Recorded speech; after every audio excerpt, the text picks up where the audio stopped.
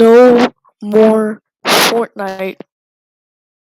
Uh, uh, uh, uh, uh, oh, oh, mm, oh, oh, oh, oh.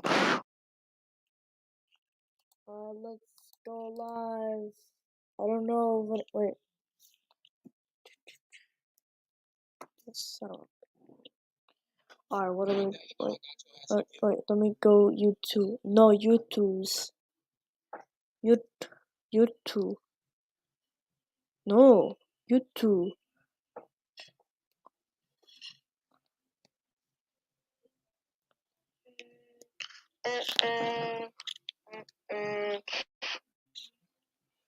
Alright, what do we? Wait.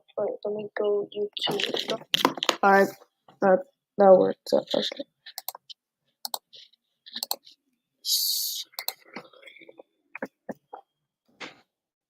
Stream live, not server.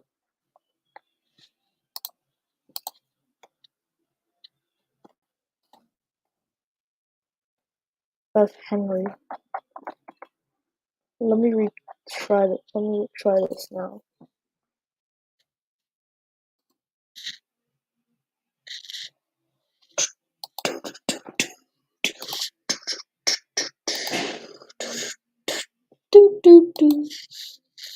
Oh my god, one person.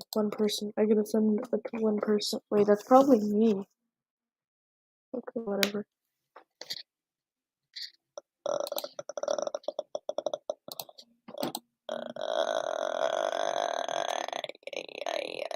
Okay.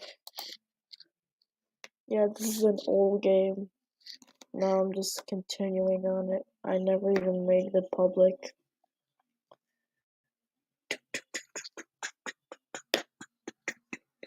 This is my first stream of 2023. I think it was scheduled. I think it's a scheduled stream. Okay, anyway.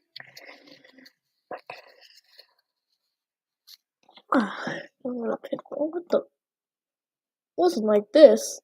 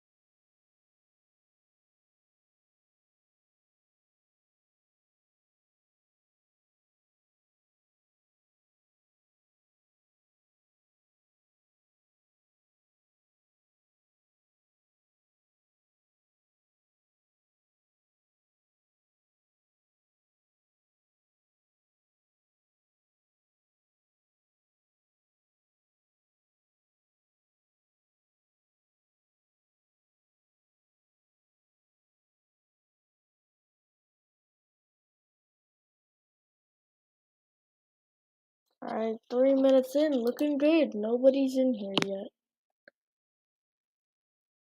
Oh, JT's online. I don't want to invite him. Oh, I don't know, some shit.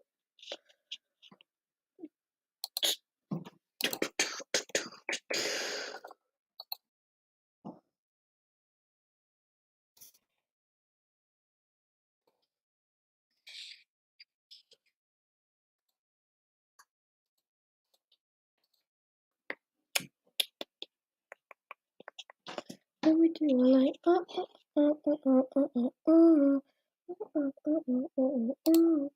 it makes me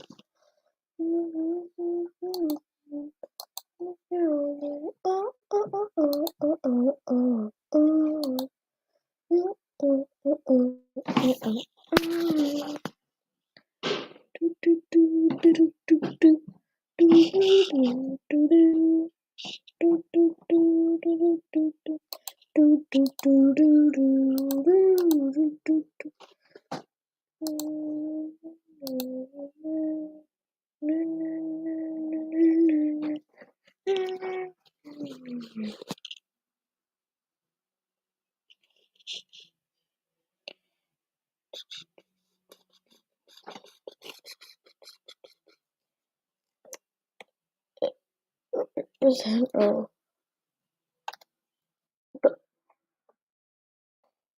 not James.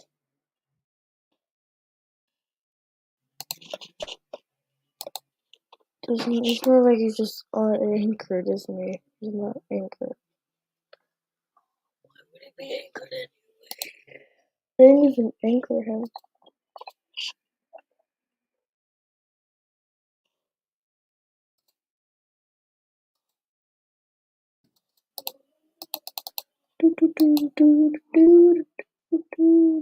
Oh wait, that's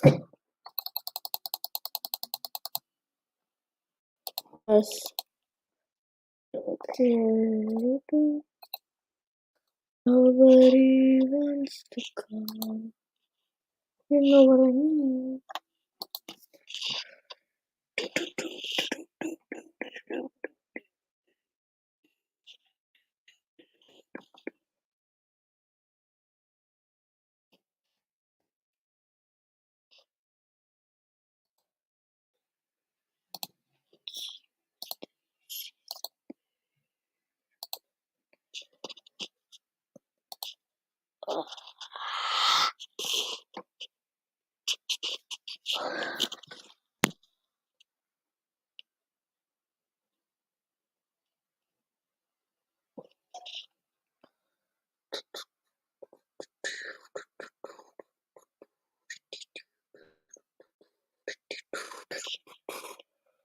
Which time?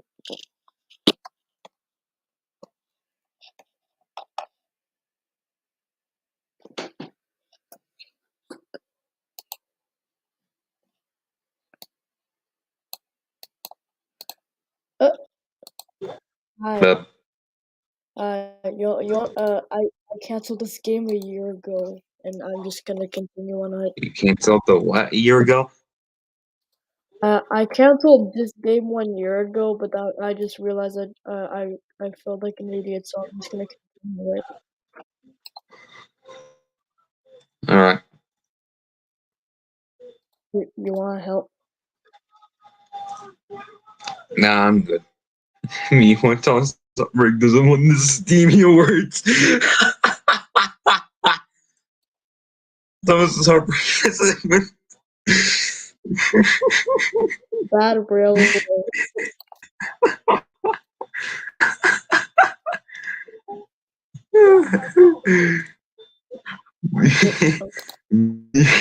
I was just heartbreaking doesn't win the Steamy Awards.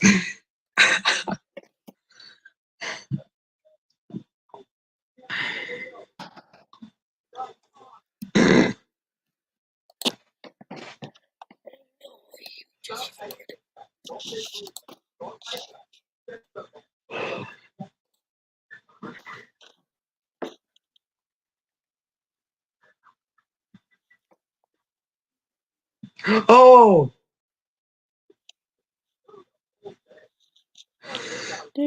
Wait. Okay, hold on. I need. No.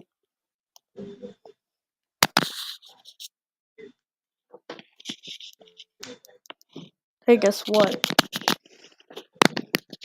Hey, guess what? What? Yeah!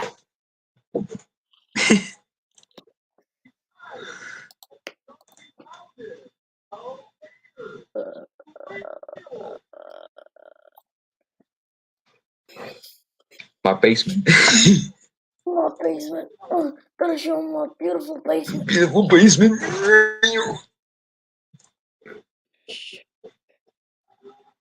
Hold on, guys. I'm gonna take a shit before this shit takes me.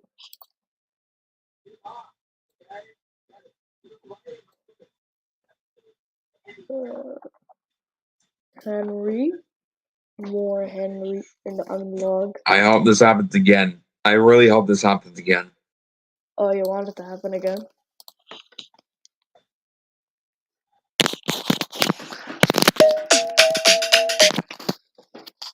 Yep. My basement. Huh? I'm just gonna go to let me choose a brand. Okay, I choose 141. Okay, did you know that Play Don't Pause was a different person before he did one Thomas video, and then he did all the Thomas videos, so now he's in the Thomas fandom because of that one video? Bruh. No, I did not know that. Just one Thomas video, and now he's in the Thomas community. It's fucking awesome.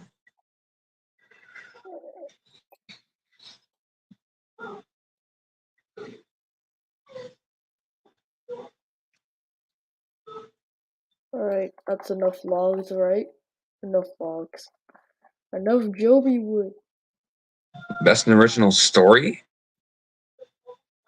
I could do a best original. I want to do a best original story. Come on. Did you know Soda Online got a new update? Yes, I know that. It's kind of shit. I didn't even get cash for it. I just don't know why you need to do jobs now. I was just fine doing random shit, but now since you want to do jobs, I guess cringe.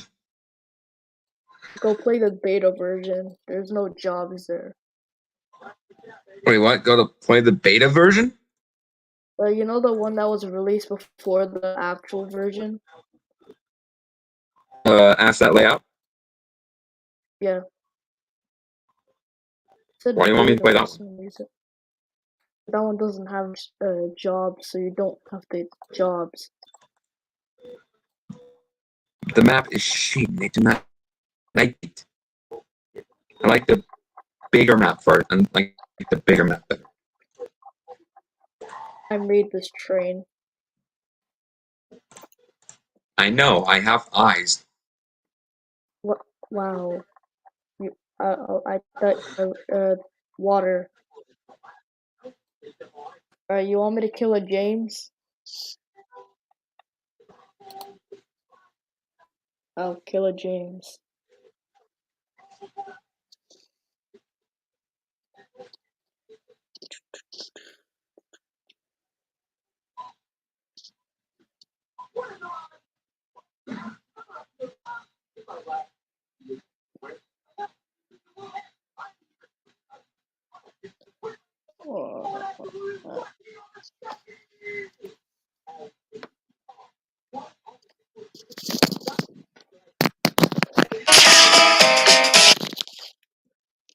Yes.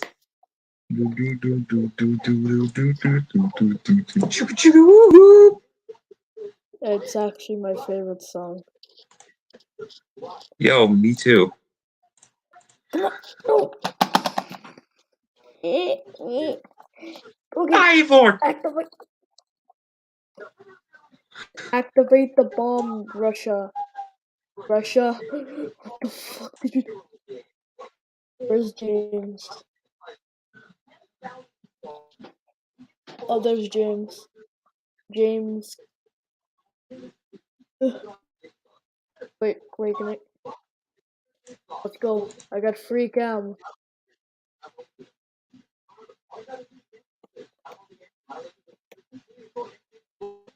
Free cam. Look, James is gonna die.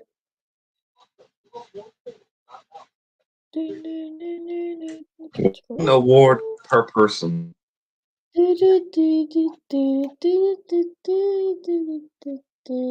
Come on, why aren't I as talented? Where did James go? James, don't go to heaven.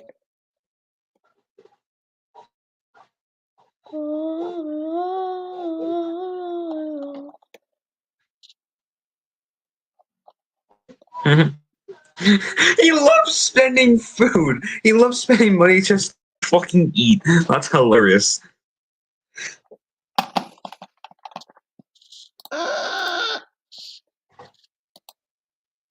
Oh my god.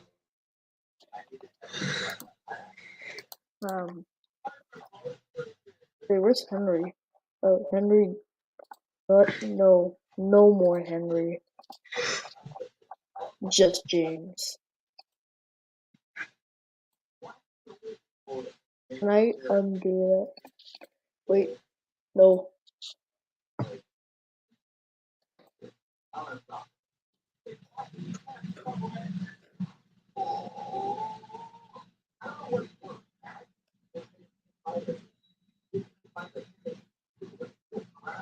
Oh, shit.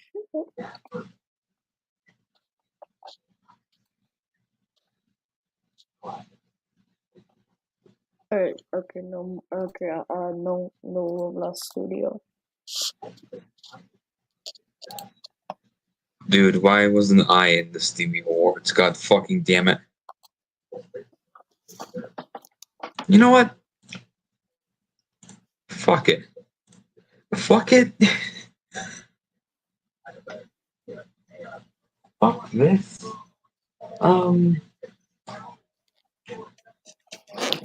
Roblox.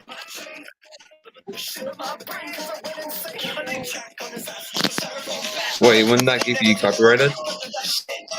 Oh yeah, I just realized. You fucking idiot. Anyway. Flamingo. Why is there... Okay, I don't like my ad. My ad is making me uncomfortable. Huh? My ad is making me uncomfortable. What ad? A guy falling down the stairs. Why is that your ad? I don't know. Get guy falling down the stairs now on the Xbox 360 and PS1. Sign in to no, I don't want to. I don't want to sign in for the ripoff. No, I don't want. No. Have you ever heard of Engines of 8? Engines of what? Engines of 8? Engines of 8, yeah. No, No? I have. Well, apparently it was a kids show made in the 70s. It was made by Darkyard Films.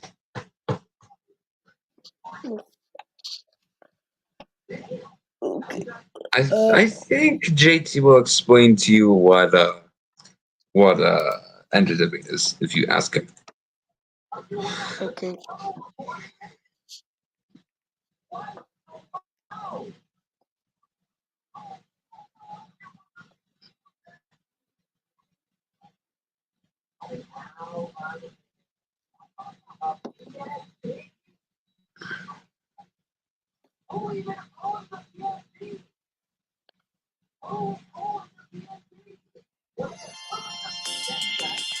Oh, for copyright.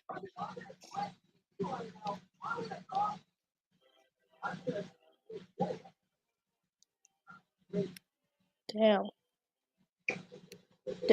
Oh my god. Who came? Wait, wait. Oh my god.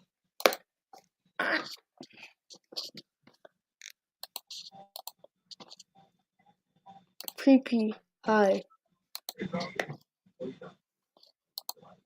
Okay, should we? Wait, I got a game that we can play. Ah, fuck, there goes JT.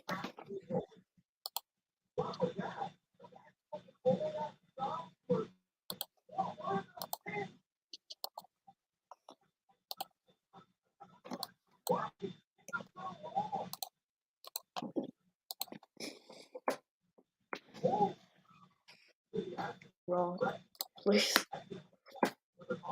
I just put a Roblox game in the private chat.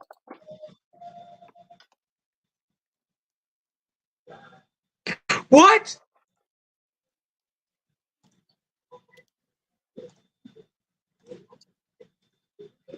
No, what? What the fuck does Sir Top Head look like that?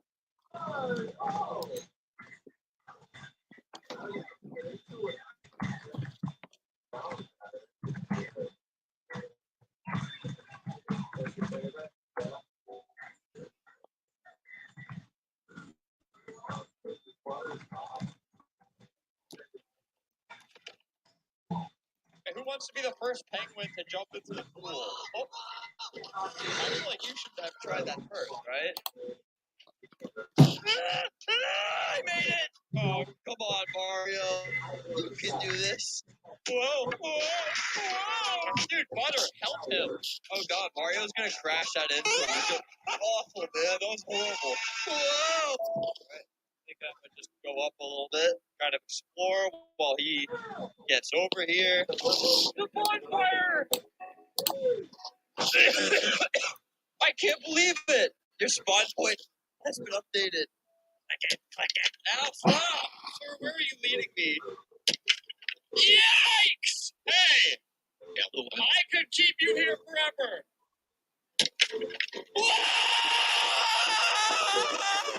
Good thing I have that spawn point. Alright, I have a new team. Look, I know my boy Mama Mario knows what to do.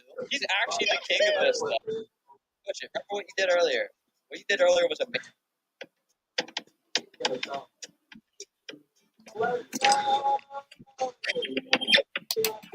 Easy. I always count on you, Mama Mario. What if I just thought, oh, I'm so sorry, Mama Mario. You can do this. No! Right, I'll buy my lonesome now. Oh man, more of these? Why ads? I'm trying to watch. I held an award show for the Thomas Student Friends community. Shush. I'm watching the Steamy Awards. Okay, wait.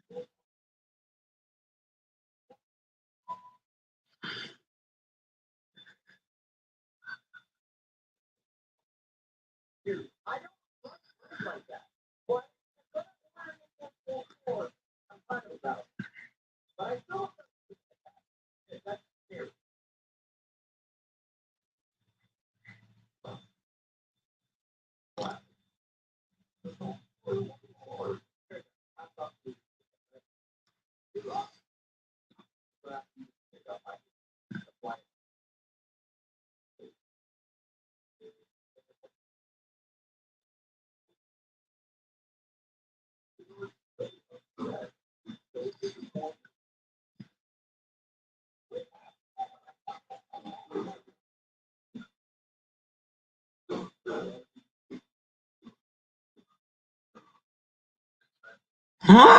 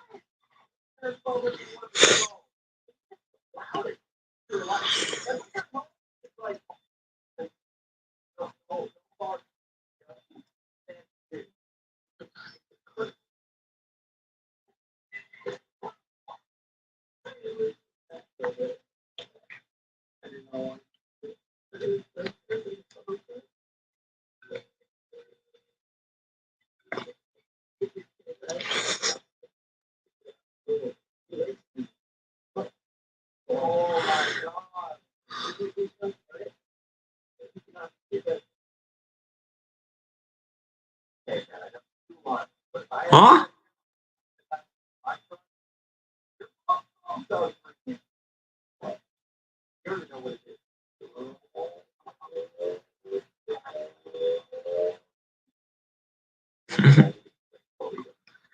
Holy shit!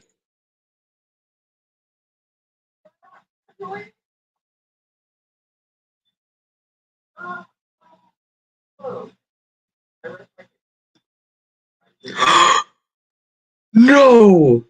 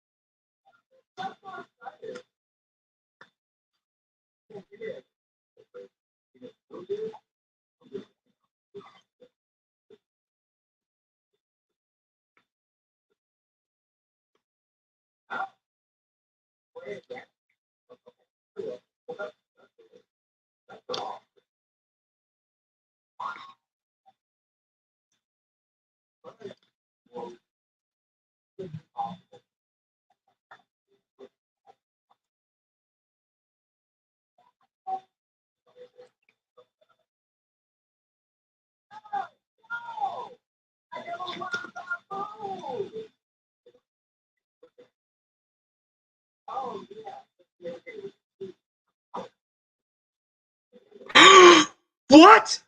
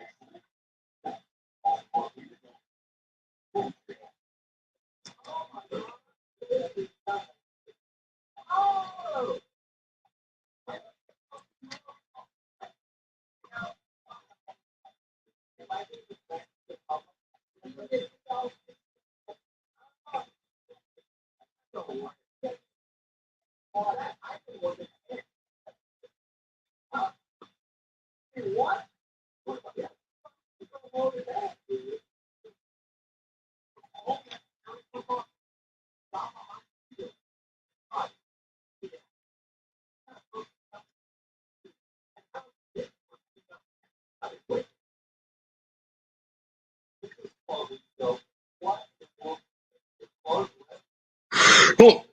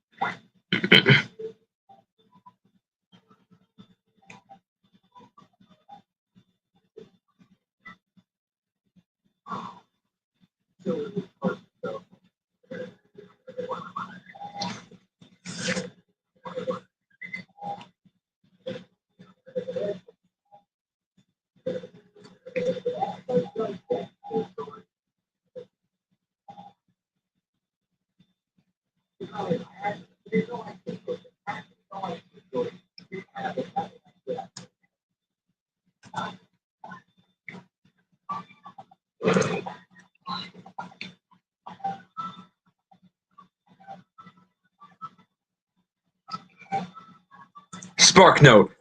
Please be fucking SparkNote. I fucking love SparkNote. Please. What? Well, I mean, you got a point there.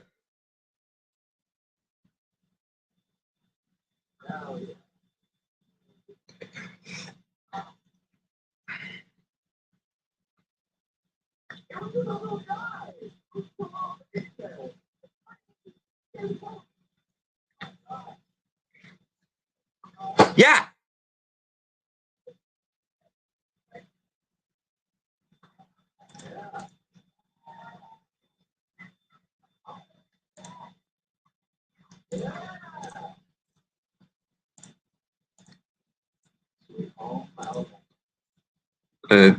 Andrew?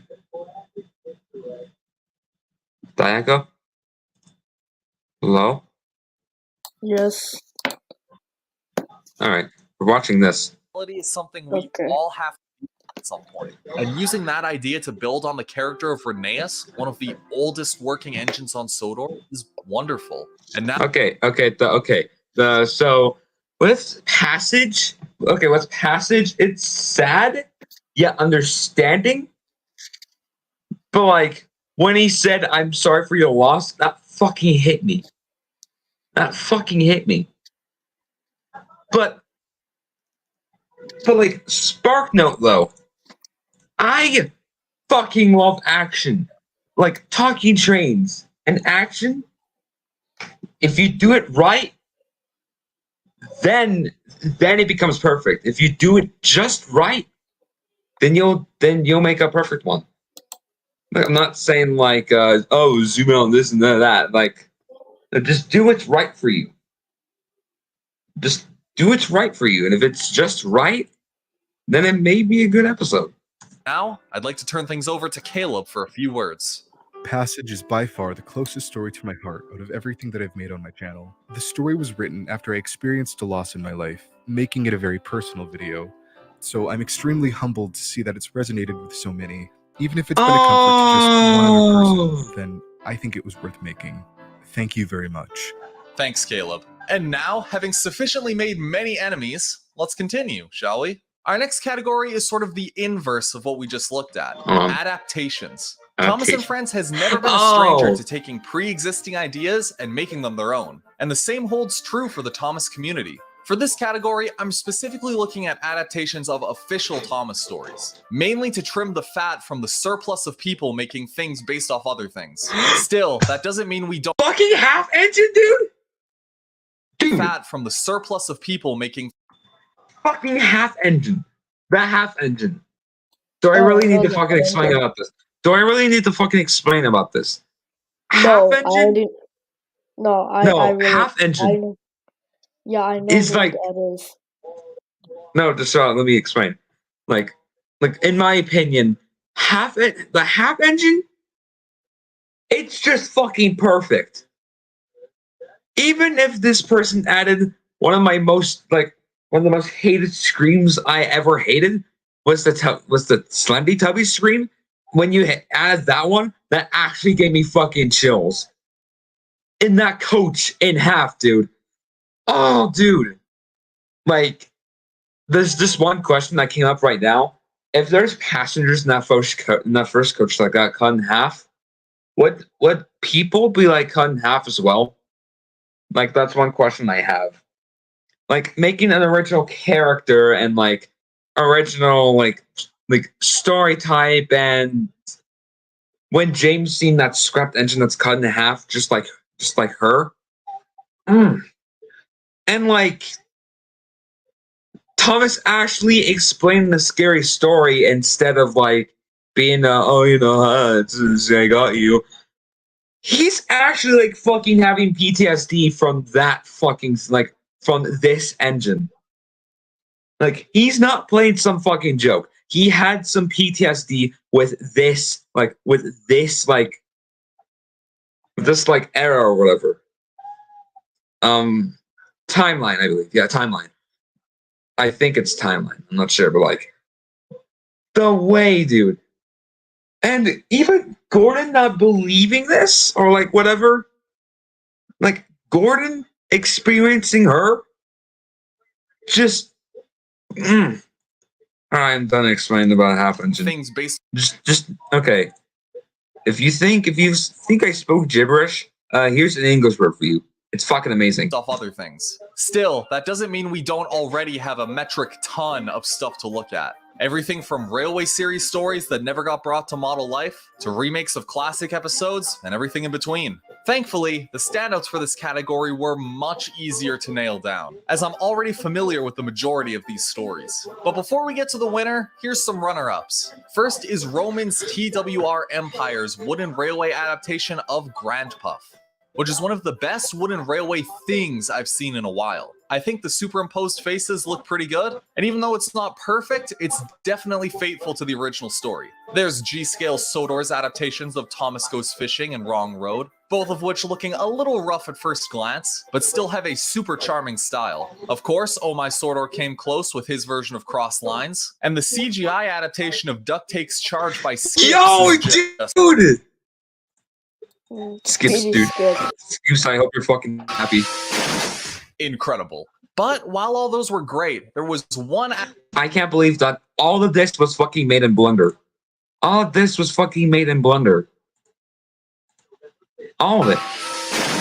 incredible. But while all those were great, there was one adaptation that stood apart from the rest. A retelling of arguably the most famous Railway series story, and one that everyone wanted me to talk about way back when.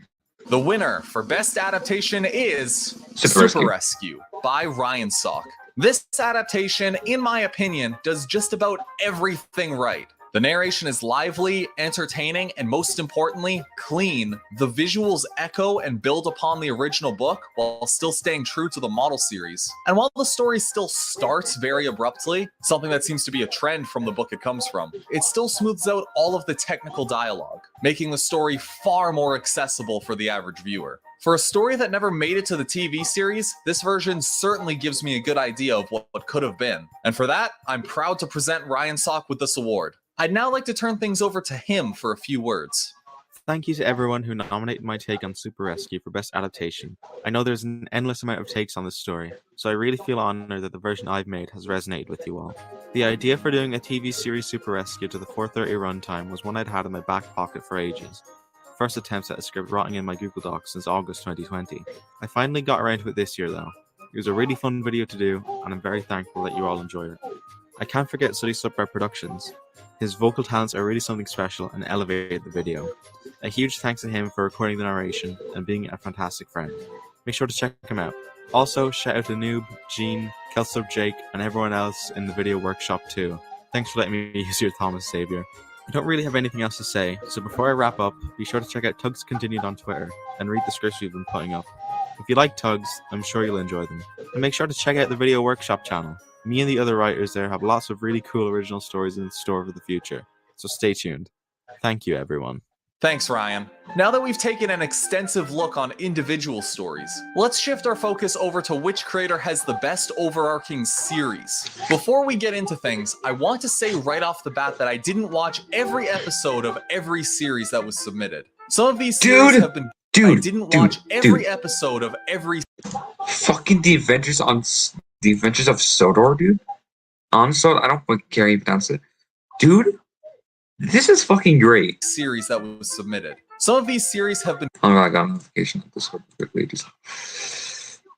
Oh, it's just group chat notifications. Going on for years. And while many of them are very good, it was just too much for me to binge all in one go. However, sticking to the rules, I first went to see if the series had been updated at some point this year. Useful tank engine! Useful tank engine! Dude. I watched the most recent episode of said series, and then skimmed around a bit to see if Hold there were on, any I'm gonna go standout take a shit pieces. before the And shit boy, takes did me. this race... You're gonna what? I'm gonna go take a shit before the shit takes me. Alright.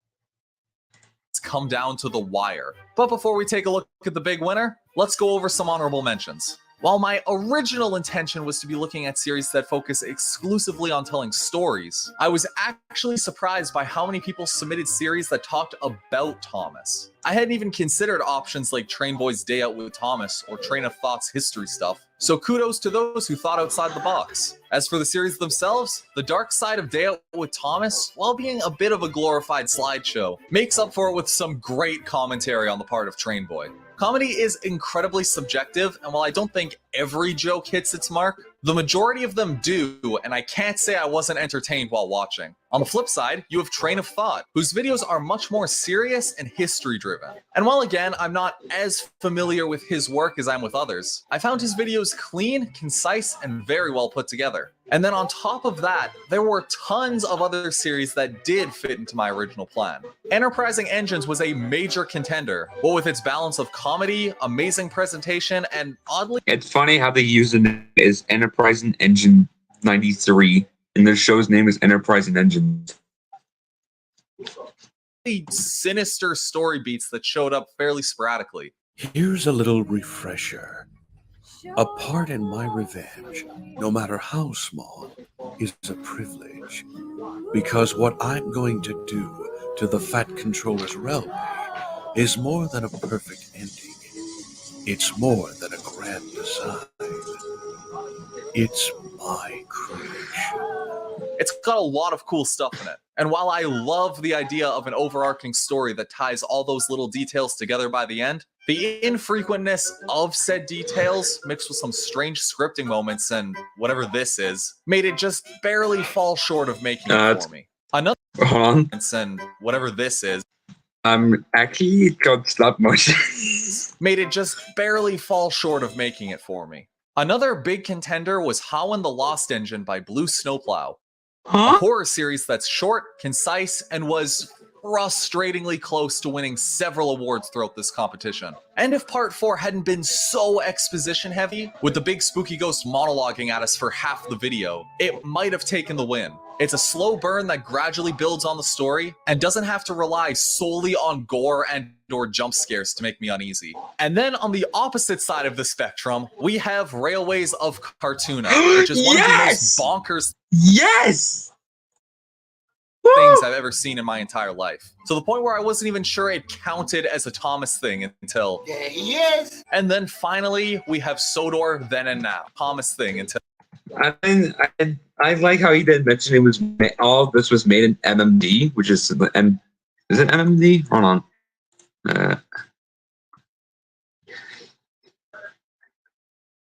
Yeah, it's MMD.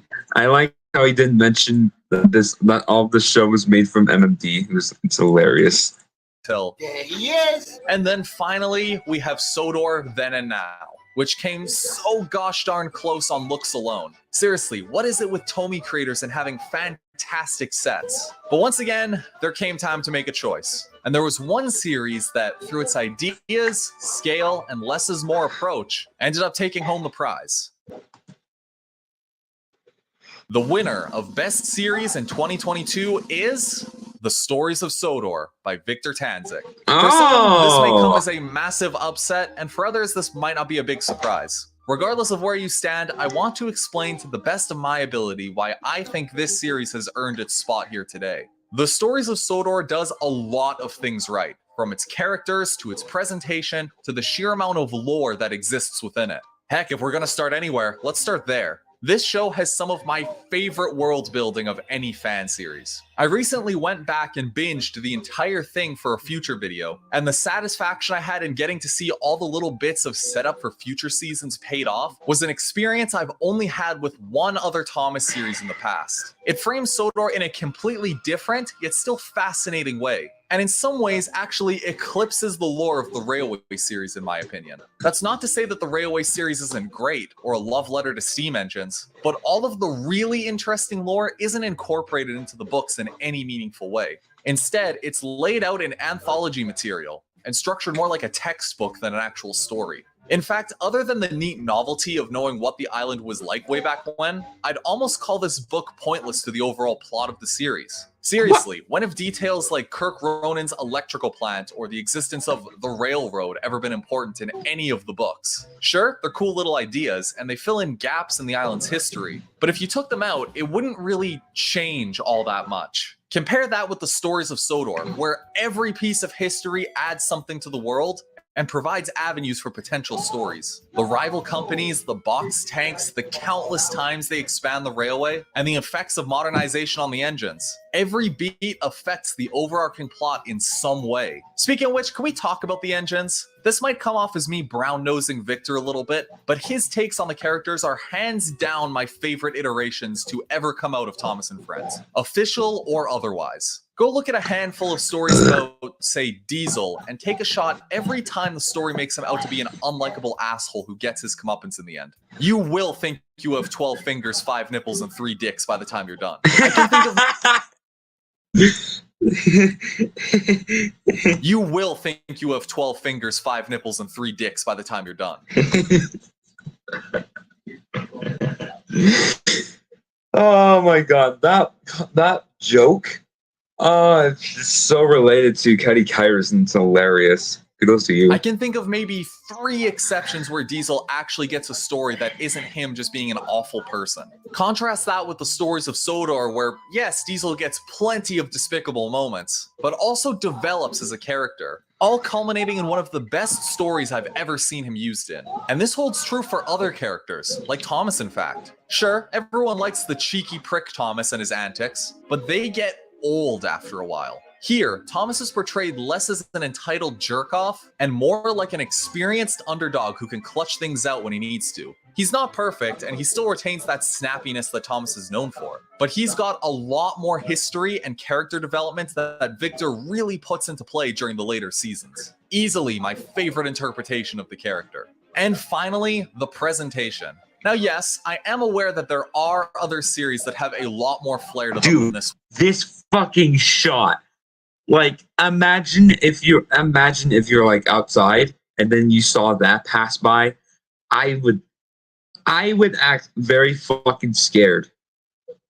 Like thinking like what I mean by do it right is just like shots like this. Imagine it in real life. That's real suspense and action. Like, imagine all of that in real life. Like, what would you even do? Like, that's real action. This one does. However, this is where that less is more mentality comes into play. Not everything has to be put through the Adobe After Effects machine 100 times to be engaging. And in some cases, I think it actually hurts the end product more than it helps it. Fancy angles, shots, and effects are great when they're done well. What the ever-living fucking Freddy Fazbear Christ is that? But when they're not, they can look really sloppy. There's nothing in It is sloppy. What the fuck? are great When I asked for a fucking blowhole, like when did I ever ask for Thomas to have a blowhole for a they're mouth? done well. But when they're not, they can look really sloppy. There's nothing inherently wrong with a simpler approach, and in Victor's case, that limitation breeds new creative ideas that I don't think would have been possible if he was able to do exactly what he needed to do to make a scene work. I plan to go into more detail one day on why I love this series as much as I do, but for now, I'm more than happy to say that as far as this competition is concerned, it's more than earned the right to carry this award. Congratulations, Victor. I'd now like to turn things over to him for a few words. Hello everyone, Victor Tanzik here, and I'm very happy about that. You're the reason my series has been a success, and I can't thank you enough. I would also like to thank Play Don't Pause for holding this event. Make sure you like, share, and subscribe to their channel. Anyway, I better wrap this up before I start to ramble. Thank you very much for watching, and have a good one. Thanks, Victor. Whew. Okay, let's try something a little easier. Best Editor. Unlike the last few categories, this one was way simpler to quantify, as unlike stories, good editing is pretty objective when you know what you're looking at. However, while there was a very clear frontrunner, the honorable mentions were... What the fuck is the Smudger movie? Is Smudger movies a thing? What the fuck? While there was a very clear frontrunner, the honorable mentions were by no means left in the dust. The Real Xbox Nerd has some incredibly funny YouTube poop videos. This one edit by Mason Day is incredible, and though it's very rough around the edges, the Smudger movie by LL Company is really impressive for what it tried to do. However, none of those quite measured up to the sheer amount of technical aptitude that this next entry had. The winner of Best Editor for 2022 is... Please be the Real Xbox Nerd or like whatever. Percy and the Beast Production. Yo!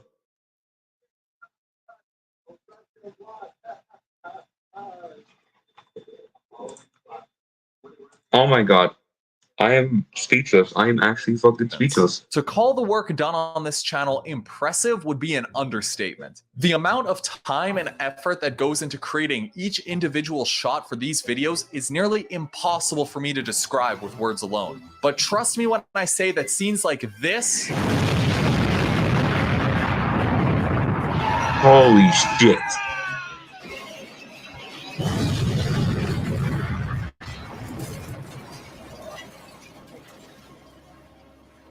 don't just happen by themselves. They take time, a lot of technical skill, and a very creative mind to get right. I wouldn't say every custom shot on the hill, and a very creative mind to get right.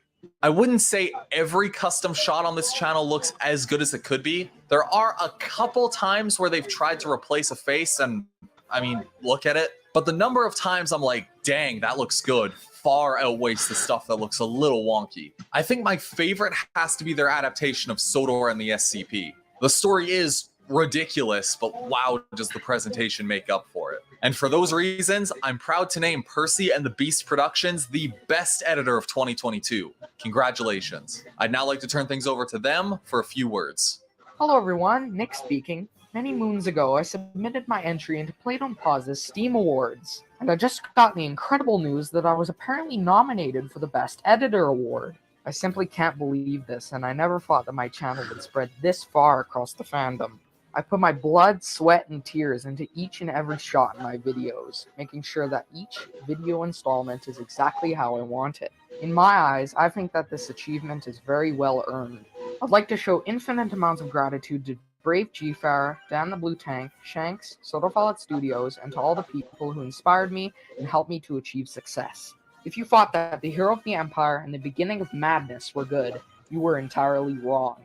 Toby in the Multiverse of Chaos will be an entirely different breed. So long, everyone! Sticking with the theme of presentation, let's move on to the category that goes hand in hand with this one, cinematography. In the world of media, a good editor is also a good cinematographer. They need to know what shots they need, how they can get them, and the most effective way to use them. And heading into this category, it was clear that this was going to be a race between the best of the best. What I hadn't expected was how versatile people would be able to get with their shots, angles, and compositions using Train Simulator. Remember, this isn't a filming software. It's not meant to do things like this, and yet, here we are. I've already talked about the stellar work done by Carson and his team, but there were plenty more that genuinely surprised me. NWR Chris has a really cool teaser for an upcoming series. Highland Girl by Trains the Brains was also really polished and well done. And shoot, there were a good chunk of people who had amazing traditional cinematography too. The Train Modeler, oh my gosh, I swear, if I didn't know any better, I'd have thought he was David Mitton himself. His sets look beautiful, his model work is second to none. If anyone can mimic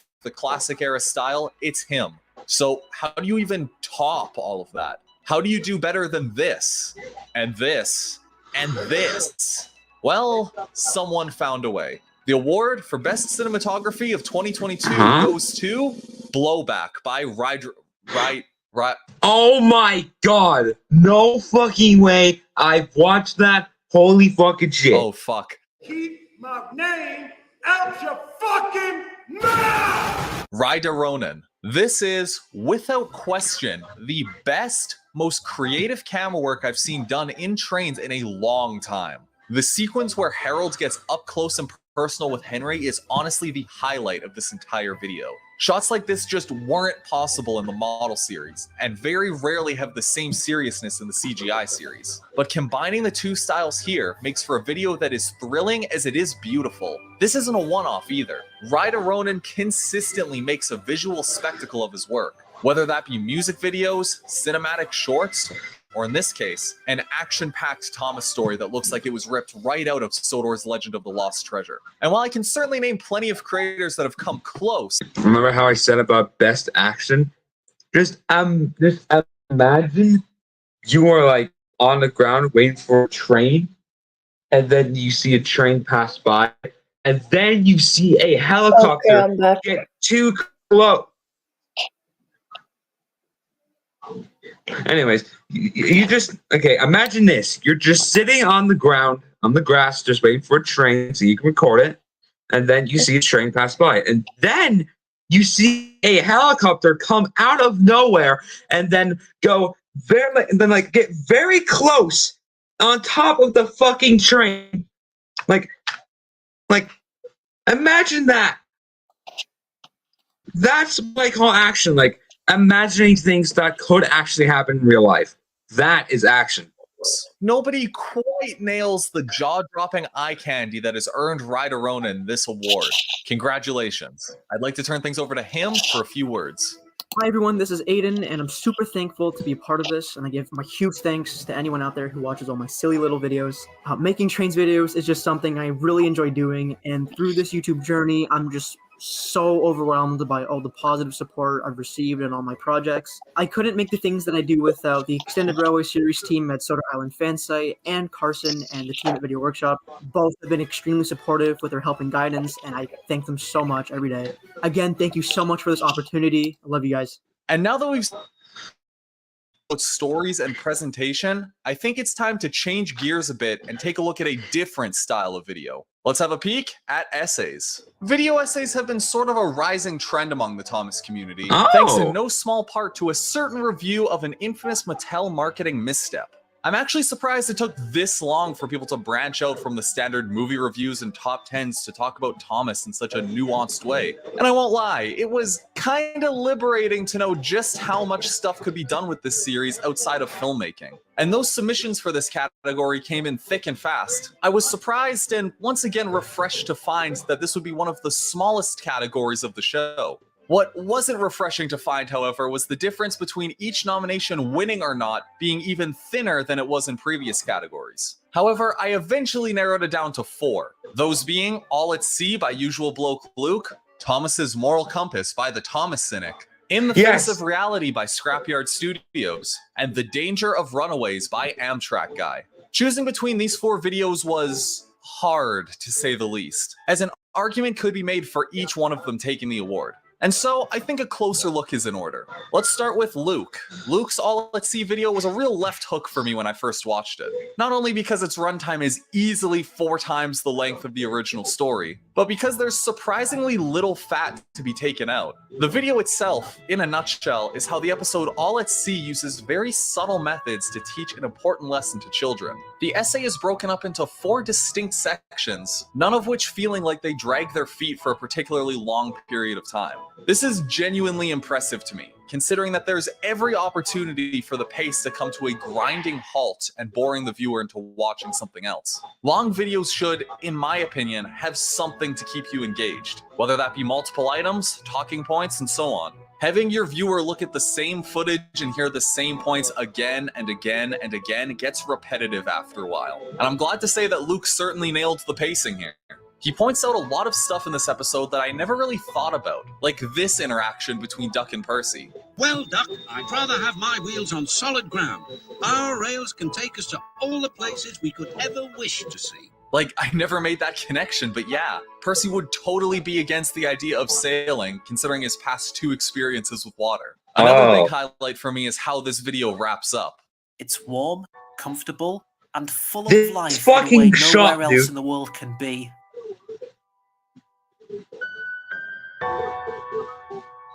It's home. I think the font choice could be a little better, but other than that, it's great. As for negatives, I don't love the weird background playing behind the video. It's really hard to look at, though thankfully he has replaced it with something easier on the eyes in his other videos. And I did also find his mic a bit tinny, though the voiceover itself is clean and clear, with no awkwardly worded or over-descriptive lines. Overall, a very strong entry, but can it compete with the next one? Thomas's Moral Compass by the Thomas Cynic. The Thomas Cynic is actually a YouTuber I've covered once in the past. Well, kinda. I did a stream a long time ago where I watched and critiqued a lot of videos, one of which being his video on Thomas and Gordon. And if I'm being perfectly honest, I wasn't that impressed with what I was looking at. I didn't think his points landed all that well. The video was presented in a box, yet still has bars on it for some reason. And worst of all, what he says doesn't match what's on screen. In fact, it felt more like he was just throwing in clips wherever to fill space, which is fine for lesser moments, but the whole video felt like that. Needless to say, as an essay, it wasn't very engaging for me. Now take that format and turn it into, say, a podcast and it would work fine. But here, it just doesn't work. So if that's all the case, then what changed in the 3 months between these 2 videos? Well, surprisingly, a lot. For starters, the script is way stronger this time around, and uses its episode as effectively as possible. This is where looking at different eras of a show comes into play.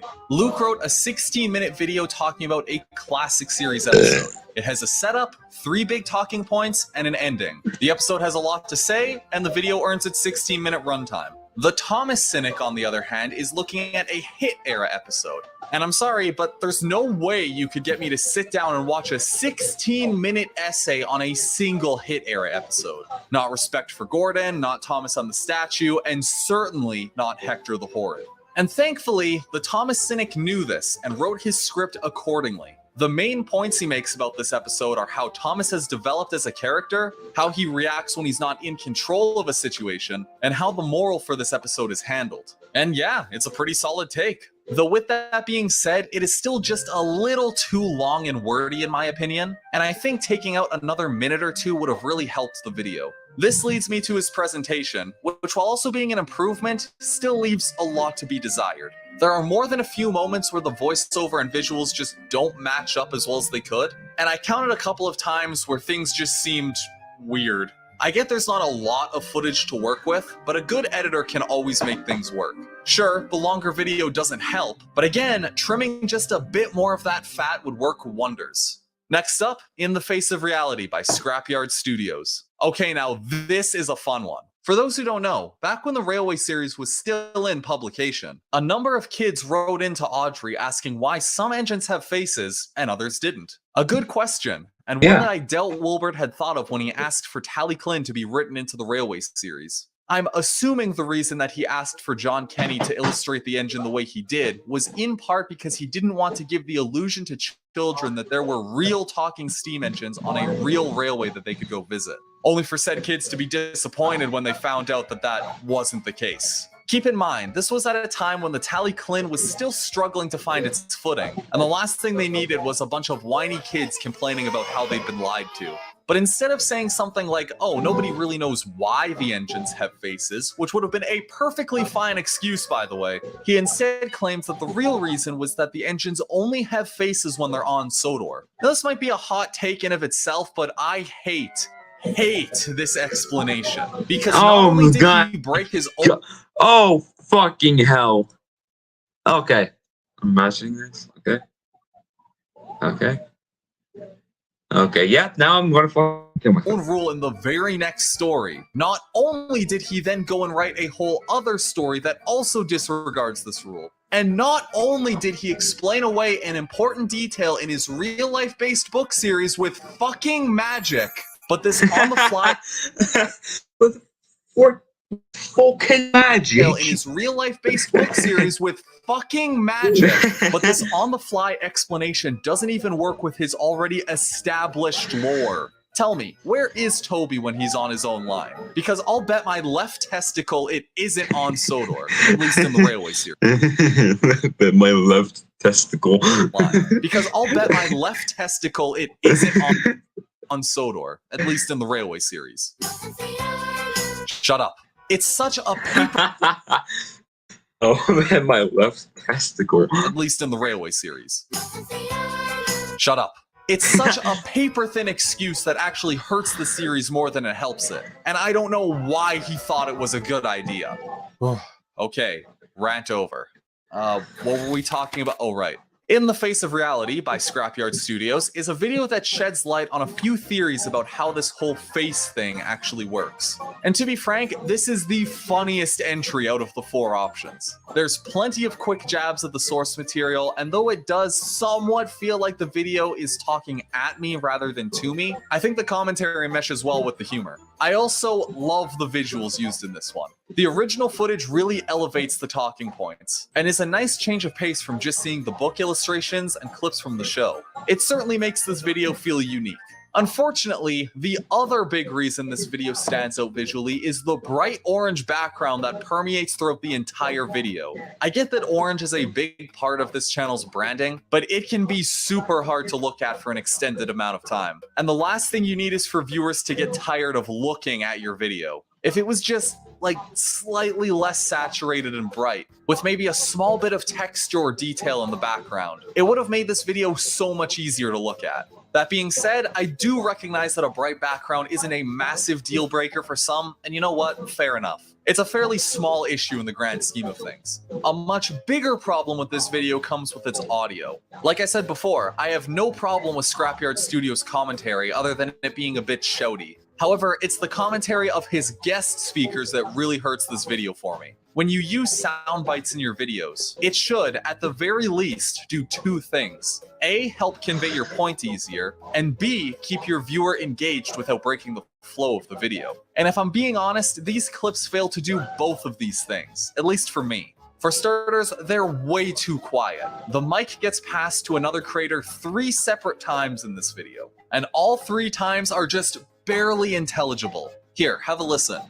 Really, steam engines and Thomas are really steam engines before they're people. You know, like they may talk, they may have faces, but the things that the engines say and do are really means to an end. When you think of a steam engine in real life, you don't typically picture them with a face. Typically, you picture them with a smoke box door. Do the engines on Sodor really have faces, and who other than the reader can see them? See what I mean? Scrapyard Studio's voice is way louder than his guests. Oh, well, just turn up the volume, you're probably saying. And sure, if I wanted to, I could pause the video, crank my audio up, and hear what they have to say, but... As much as I love Sam's videos, I think this theory scratches more heads than Joker's. This may sound like an oh, woe is me thing, but stuff like this should be dealt with before the video is shipped out. It's a pace breaker, and an annoying one at that because it's so easy to fix. It also doesn't help that in the case of Tail Lamp Studios, the big point he's trying to convey just isn't explained very well. When you think of a steam engine in real life, you don't typically picture them with a face. Typically, you picture them with a smoke box door. And since Audrey's universe is meant to take place in a real-life universe, then this theory doesn't seem all that surprising. Like, did anyone follow that at all? Now, I'd originally thought that this was just a poor choice in clip, and in the interest of fairness, I went back and watched the video that clip came from. And no, I'm sorry, but it still isn't clear what he's trying to get across. And because of that, I don't think this clip was really helpful in explaining an already confusing theory. With all that being said, this video still has a lot going for it. It chugs along at a pretty smooth pace, it tackles a novel topic in a fun way, and it has an identity all its own. And last but not least for this segment, we have Amtrak Guy with his video on how Thomas and Friends captures the danger of a runaway train. This video really threw a wrench in my final decision for a couple of reasons. Unlike all the other submissions in this category, I'd never actually seen this video before. I knew of it, I saw it blowing up in my recommended feed, but I never... Good train video. Hold on. Ow. Good train video. The fucking jokes. There should be a Steamy Award for best jokes. Like, come but on. I never actually sat down to watch it. And, well, shit, it's actually pretty good. This video sets out to break down all the little nuances that Thomas and Friends uses to show off the real threat of a runaway train. After all, the train, for its size, is one of the strongest vehicles on land. These things can move hundreds of tons of cargo across long distances, thanks in no small part to the lack of friction the rails provide. So when one of them is let loose without a crew, it's a real danger to everyone and everything around it. And I think that this video does an exemplary job of explaining each of its points, using the episodes it's analyzing as building blocks to walk the audience through what makes these scenes work. It also helps that Amtrak Guy has a really good microphone and speaking voice to match. His read is damn good, feeling more like a conversation than a presentation. From the shoes of the human characters, this is a really bad situation. You have a runaway locomotive on the main line with absolutely no way of stopping itself. James could hit a car at a crossing, derail on a curve, smash into a siding, or hit another train. However, editing-wise, I think this one is pretty weak. He uses the same shots over and over and over again. There are times where, yes, it does make sense to give things a once-over, but when you do it super frequently, it starts to get repetitive, if not boring. When writing a script, it's important to think about what visuals you want to show your audience. When writing a script, you fucking... God damn you. You...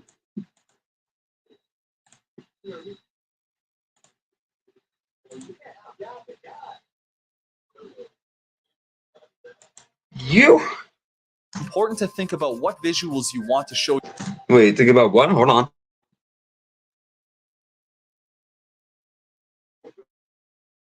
Shift visual.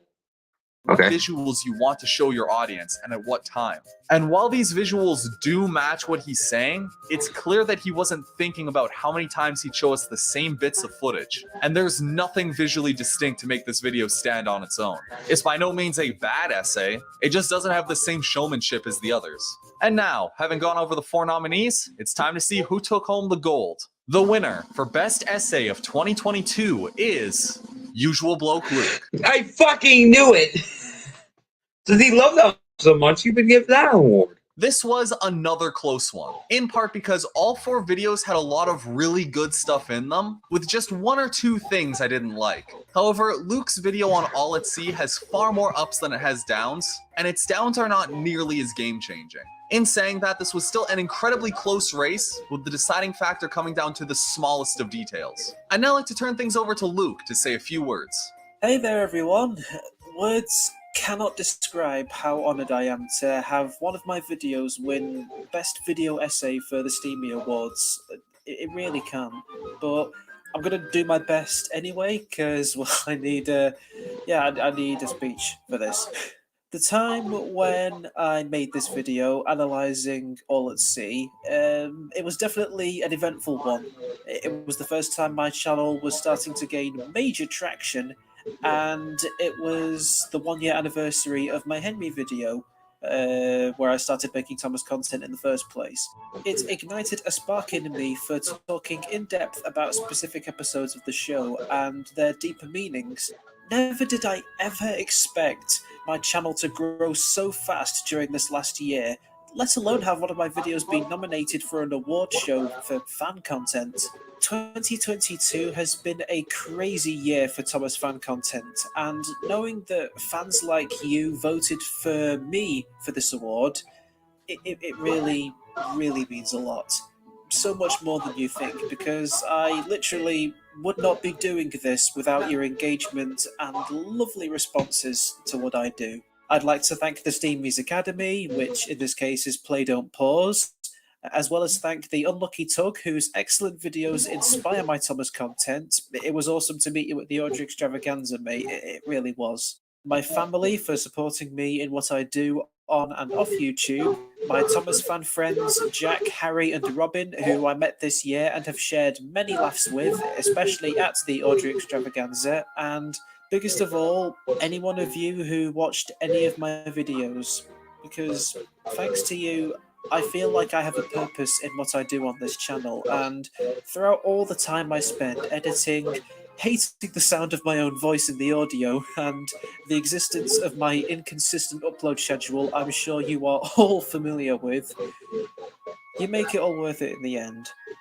I am a Thomas content creator online, but I am a Thomas fan at heart. Thank you. Now, let's take a look at something a little more lighthearted. Shorts. No, not those kinds. No. Yeah, not that. It wasn't until I started looking through the submissions that I learned something about the Thomas community. Y'all got some strange senses of humor. It is time to pay the consequences. No. Wait, Great Western Studios is in this. Great Western Studios is in this. What the fuck? Oh, Peter Santana. For real though, I honestly find shorts for this category incredibly interesting. Unlike normal videos, which are often tamer and more down-to-earth, when it comes to shorts, literally anything Oh my fucking god. Yes, yes, yes, yes, yes. goes. You want a character select screen? Hold on. Discord things.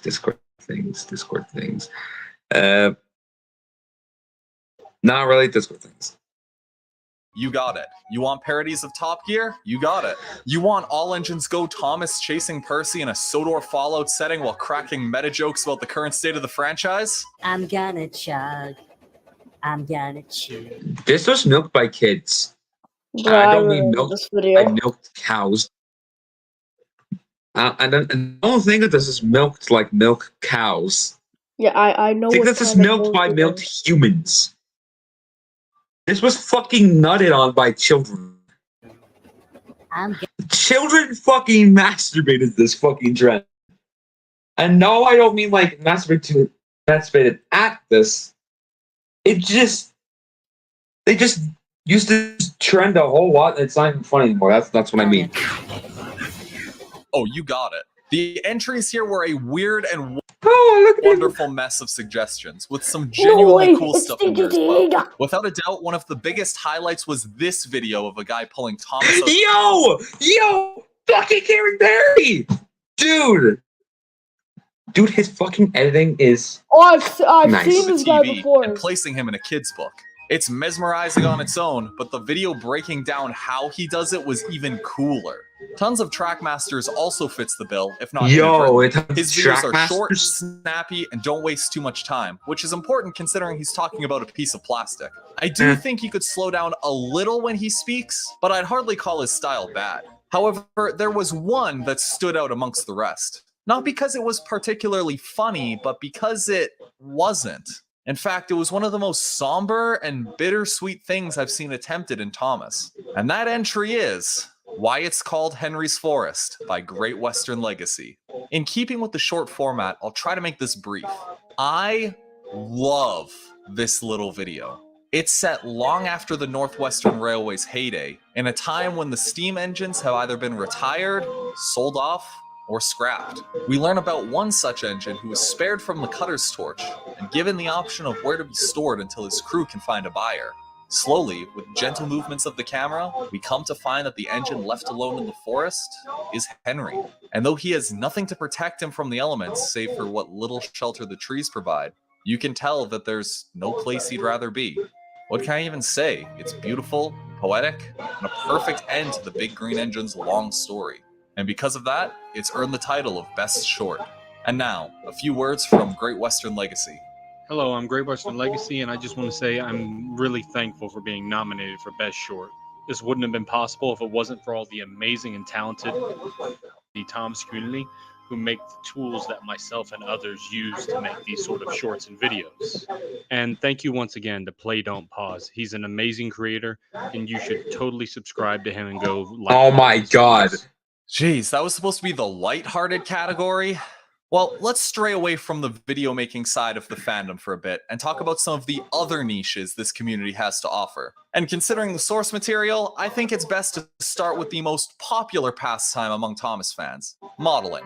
I think it's fair to say that if it wasn't for the model style, Thomas wouldn't have been nearly as successful as it was. A cartoon just doesn't compare with the live models on real sets. The fucking reboot? Can go fucking kill And itself. even after the show long abandoned this style in favor of CGI, the amount of people still making Thomas models based off the show Holy is shit. amazing. Like, there's not a doubt in my mind if the fans band together, they'd be able to bring back the show. And because there's so much... Please please fucking use Project Tiger Moth. Please fucking show that. Talent being thrown around. It should be no surprise that this was the hardest category to judge. As someone who's only dabbled in modeling from time to time, say hello, Hercules. The instant I thought I found a winner, I'd be shown like 10 more submissions that were just as good. There were tons of models to choose from, ranging from TV series replicas to original characters to new takes on existing characters, and oh my gosh, don't even get me started on all the custom Bachmann and Trackmaster models floating around. Train Boy is the obvious go-to example here. His N-Gauge Lady is probably my favorite from his fleet, just for how adorably tiny it is. But then you've got guys like Flying Pringle and Tank Engine John John. Yes! Yes! Yes!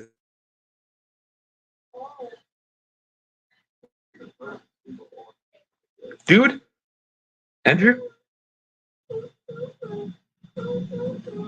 Diaco. Yeah, I was shocked as well.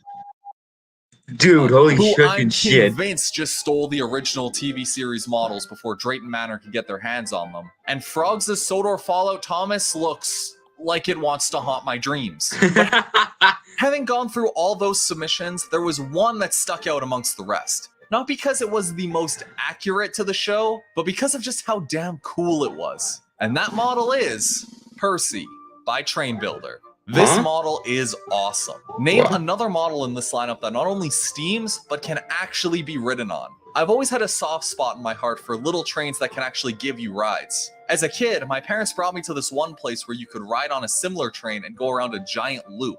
And this model certainly brings back memories of going for ride after ride on that cloudy day. Even though it doesn't quite look like Percy, it's still amazing, novel, and a great piece of engineering. And for those reasons, I think it's earned the title of Best Model in 2022. Keeping with the theme of creation, let's have a look at what the artists in the Thomas fandom have to offer. Like artists. modeling, art is something I've dabbled in from time to time, but was never really something I excelled at. Ask me to design a logo? Sure. But ask me to draw a steam engine? That's a bit outside my wheelhouse. However, the same cannot be said for the artists on display here. Not only was there plenty of amazing artwork for me to look over, but I even got a handful of speed paintings, which, while not being the focal point for this competition, are always nice to see. But among all the submissions, nobody quite blew me away like this person did. The winner of Best Artist of 2022 is William Dawson. I don't think I need to say a lot to I thought I was gonna win for a second, like, oh! Well, my art does suck, but like, woo! Explain why I love these illustrations so much. From the color palette to the use of lighting to the little details that you only notice upon a closer look, these illustrations dwarf even Peter and Gunvor in my opinion. Out of all of them, this one of Oliver is my favorite. It's easily some of the best art I've come across, and not just in the realm of the Thomas fandom. Congratulations. And to cap off this little trilogy of niche content, let's talk about music. Music is, in my opinion, the heart and soul of media. Even if a show isn't what you hoped it would be, a good soundtrack can still make a world of difference. And when it comes to Thomas and Friends, music is paramount. Everyone in the fandom has a song that sticks out to them. Thomas's anthem will always be a go-to for me, with Thomas You're the Leader being a close second. And while the show hasn't always been consistent with its music, I certainly think it is more good than bad.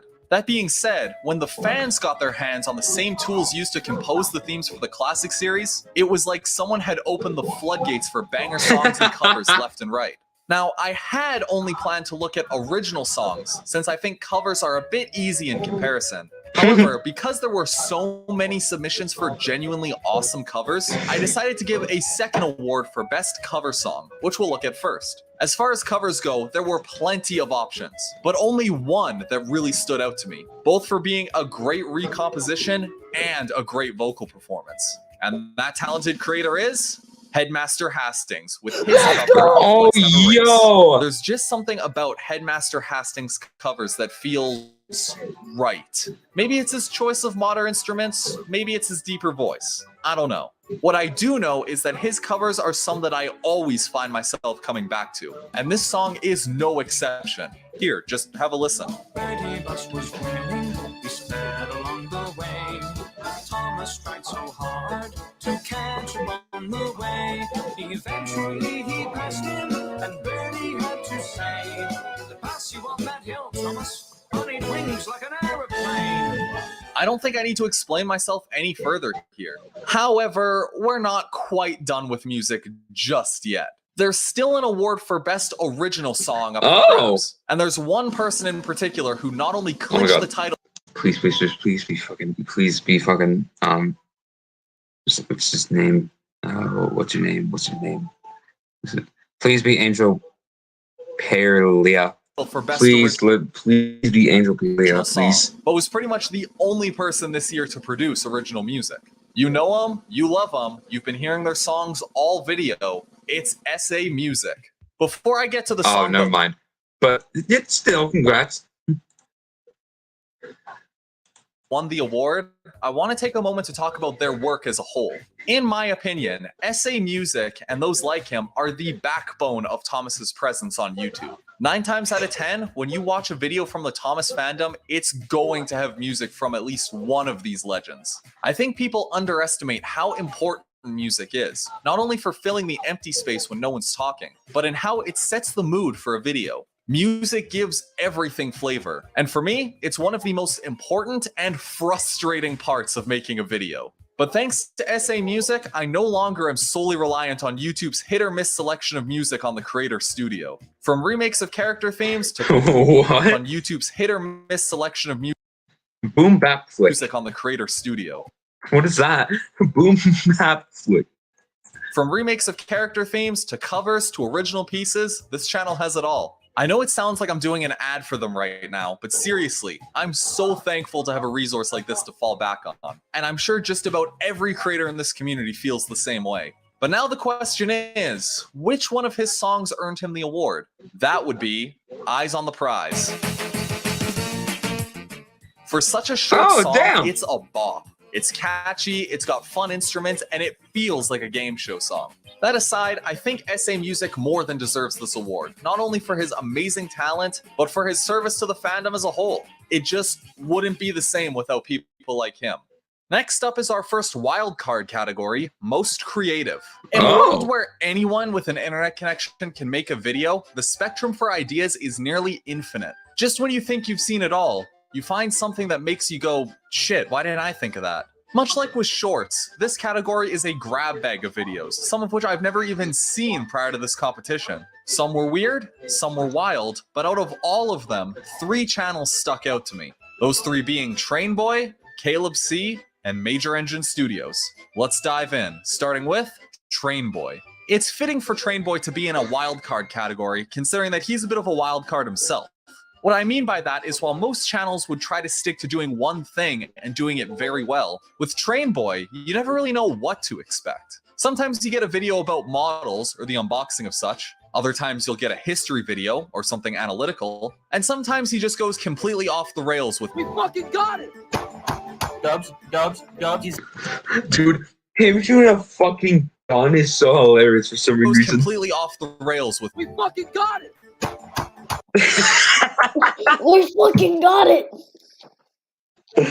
Dude, him shooting a fucking gun is so out of context that it's so weird. Dubs, is that Peppa Pig as an engine? No! It's very much Dude, I want to see him shoot a fucking gun again. It's so hilarious. rails with, "We fucking got it!" Dude, we fucking got him.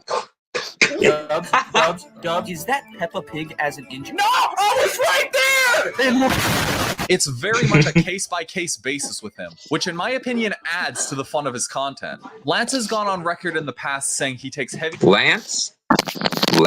Which in my opinion adds to the fun of his content. Shut up. I want to hear his name. Lance has gone on record... His name is Lance. Damn. In the past saying he takes heavy inspiration from JonTron, and I think that style of content really shows in the videos he makes. However, with that being said, I think the argument could be made that sometimes he plays things a little safe. It's hard to describe, but if you watch one of his earlier videos and then take a look at his most recent stuff, it feels like he's restraining himself a bit.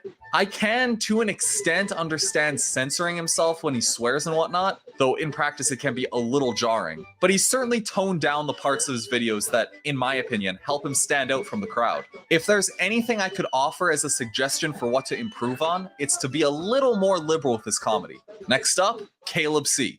This channel is much simpler to summarize, as it centers almost entirely around remaking Thomas episodes in the style of Ivor the Engine. Now, I'm not terribly familiar with Ivor the Engine, but from what I've seen, yeah, I can see the resemblance. I'm not super fond of the style for how weird it can look, but I'll wholeheartedly put my hands up and say that this is still very impressive, if only for how much work has clearly gone into making these videos. With that being said, I don't think this style really works for Thomas. The 2D approach here just doesn't fit, and its perspective is just not right at points. Like here, in this side shot, we're able to see the fronts of all the engines. If this were a 3D shot, the camera would be placed at roughly a 3/4 angle. But then when James pulls away, we can see the faces on the backs of the freight cars, which just really clashes with the angle we're being shown. This isn't the only shot where this happens either, and it just makes things look awkward. Now, to be completely fair, this issue isn't exclusive to this particular video. All Engines Go has the exact same problem. Bro.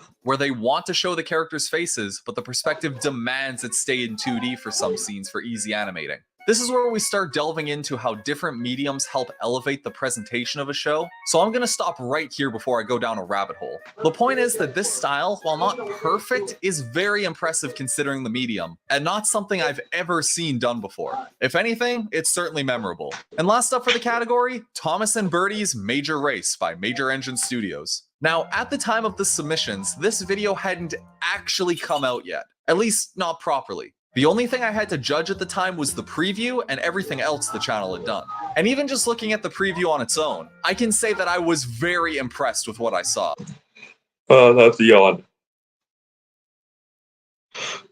There we go. This video is made in trains, but uses a style of video that wouldn't be out of place in 2009. This type of content was heavily popularized by people like Joey Turner and Miss Oliver and Blossom, and is a style I've affectionately dubbed the 5 o'clock shadow style. I'll give you 3 guesses as to why that is. However, while a very unique style, I really don't like it as much as I did back in the day. Not only has it aged particularly poorly relative to its peers, but it reeks of 2009 humor. Engines don't eat. Huh? Yeah, you get the picture. So why was I impressed with this video in particular? Well, despite breaking literally every rule I have when assessing a video about the Funny Blue Train show, it's actually really good. The editing, the animation, the voice acting, the jokes, it's all solid and left me excited for the final product. Come on, dude, I was just trying to yawn. What the fuck was wrong with you? I was trying to yawn. I need to look at that again. Solid and left me excited for the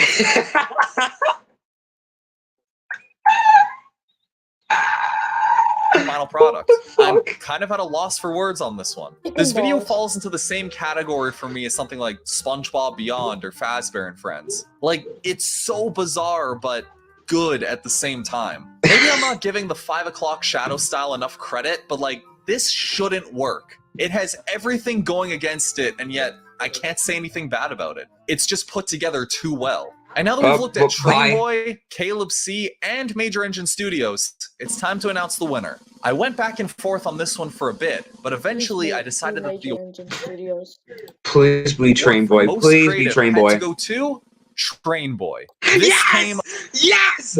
Suck it! Fuck you! I failed.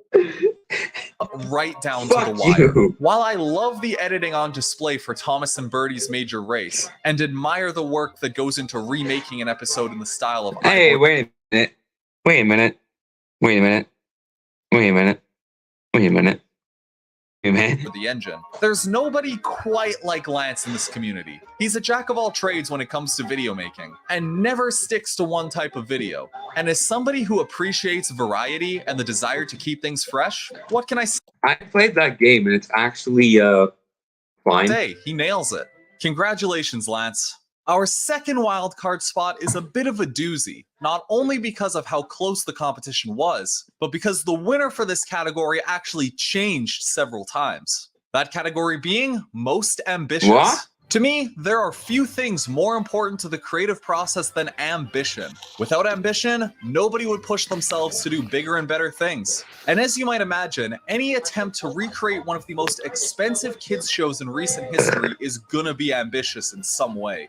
However, when I started looking through the submissions, I found that there were way more than just imitations of the show. There were giant model layouts, a rewritten version of The Adventure Begins, a rewritten version of the entire Railway series asking what would happen if Edward was never there, and so much more. And on the side of filmmaking, oh baby, Sidekick. Hey, so much more. And on the fucking watch this side shit. of filmmaking, watch his mouth. Watch his mouth. Oh baby.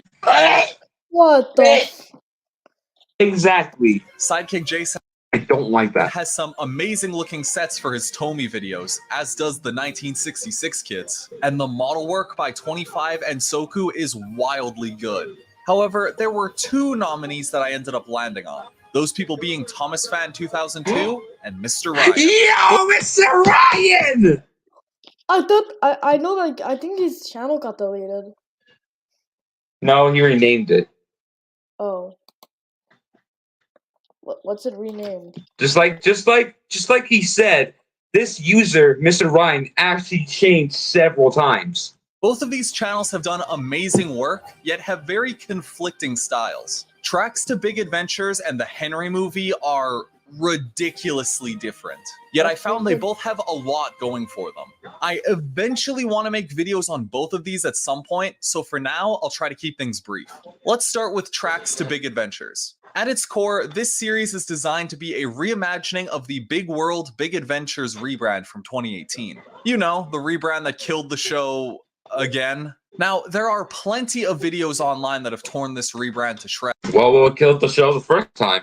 But out of all of them, I Mr. James. I only saw one video explaining how to make all of Mattel's stupid ideas work. And I'm not gonna lie, the Unlucky Tug outdid himself with this section of the video. But little did I know that it was only a matter of time before someone took those ideas and made them a reality. Enter Tracks to Big Adventures. This series was created by Thomas Fan 2002, and holy fuck, it's actually pretty solid. Watching this makes me feel like I'm in the Twilight Zone. Unlike the official show, the episodes actually build off of one another with real continuity, and the amount of stupid bullshit has been severely cut back. I'm also impressed with the insistence to stick to the CGI style. While I don't think the CGI faces look particularly good when they're static, mostly because they're designed to be moving and making different expressions, I gotta give them credit for not taking the easy out and using the model series models for the 100th time. It gives this series a flavor that feels unique. And the same can pretty much be said for the writing. It's in the style of the Brenner era, which I haven't always liked, but it is different, and I think it's refreshing to see someone break out of the classic series formula. While this series can look a bit uncanny at points, I think what it sets out to do is a great example of why you don't need big budget resources and in-your-face virtues to make something quality. It's all well and good to flaunt how inclusive and diverse you are in the moment, but I've often noticed that the projects that don't brag about such are the ones that make the biggest lasting impact. And now, The Henry Movie. This was written and directed by Mr. Ryan, and wow, is it a ride. Going into this, I was very hesitant on what to expect. Not only because the last big fan movie I watched was, well, for lack of a better term, all bark and very little bite, but because I was so worried that this story was just going to follow Henry's perspective from when he arrived on Sodor all the way up to his crash with the Flying Kipper. And I am so thankful to say that no, this is not the case. In fact, this movie is top to bottom original content with very little taken from the Railway series. Henry's earliest days are super interesting to me, as he's famously the engine with a super high potential, but woefully poor performance history, due in part to the fact that he's a whacked out one-off design. From the start, you know he's been dealt a bad hand, and the movie uses that knowledge to not only make Henry super sympathetic, but also to subvert our expectations when the going gets tough. There are so many moments in this movie where I was surprised by how capable Henry was in spite of his handicapped design, and his monologue at the end of the movie is incredibly satisfying. I'm also super impressed with this movie's presentation. Live models on physical sets with very little in the way of special effects. Sure, the movie relies exclusively on Tomy models, but that's hardly negative in my books. The characters blend really well with the sets, and on a visual front, everything in the world looks like it's supposed to be there. As far as writing goes, it was pretty solid. I thought Henry was a bit soft at times, but to be fair, he's only been alive for a couple months. I also liked Hurricane in this movie, even though I don't really dig his motivation. It was fine, but I would have liked a little more build up to his big revelation at the end. And finally, I don't love the climax of this movie. But for the most part, this movie had enough twists and turns to keep me engaged, not to mention some stellar cinematography and set design. And now that we've got our two nominees, it's time to announce the winner. The award. I swear, if it isn't the Henry movie, I will fucking leave the stream. For most ambitious goes to Mr. Ryan. Yes! Yes! Yes! Woo!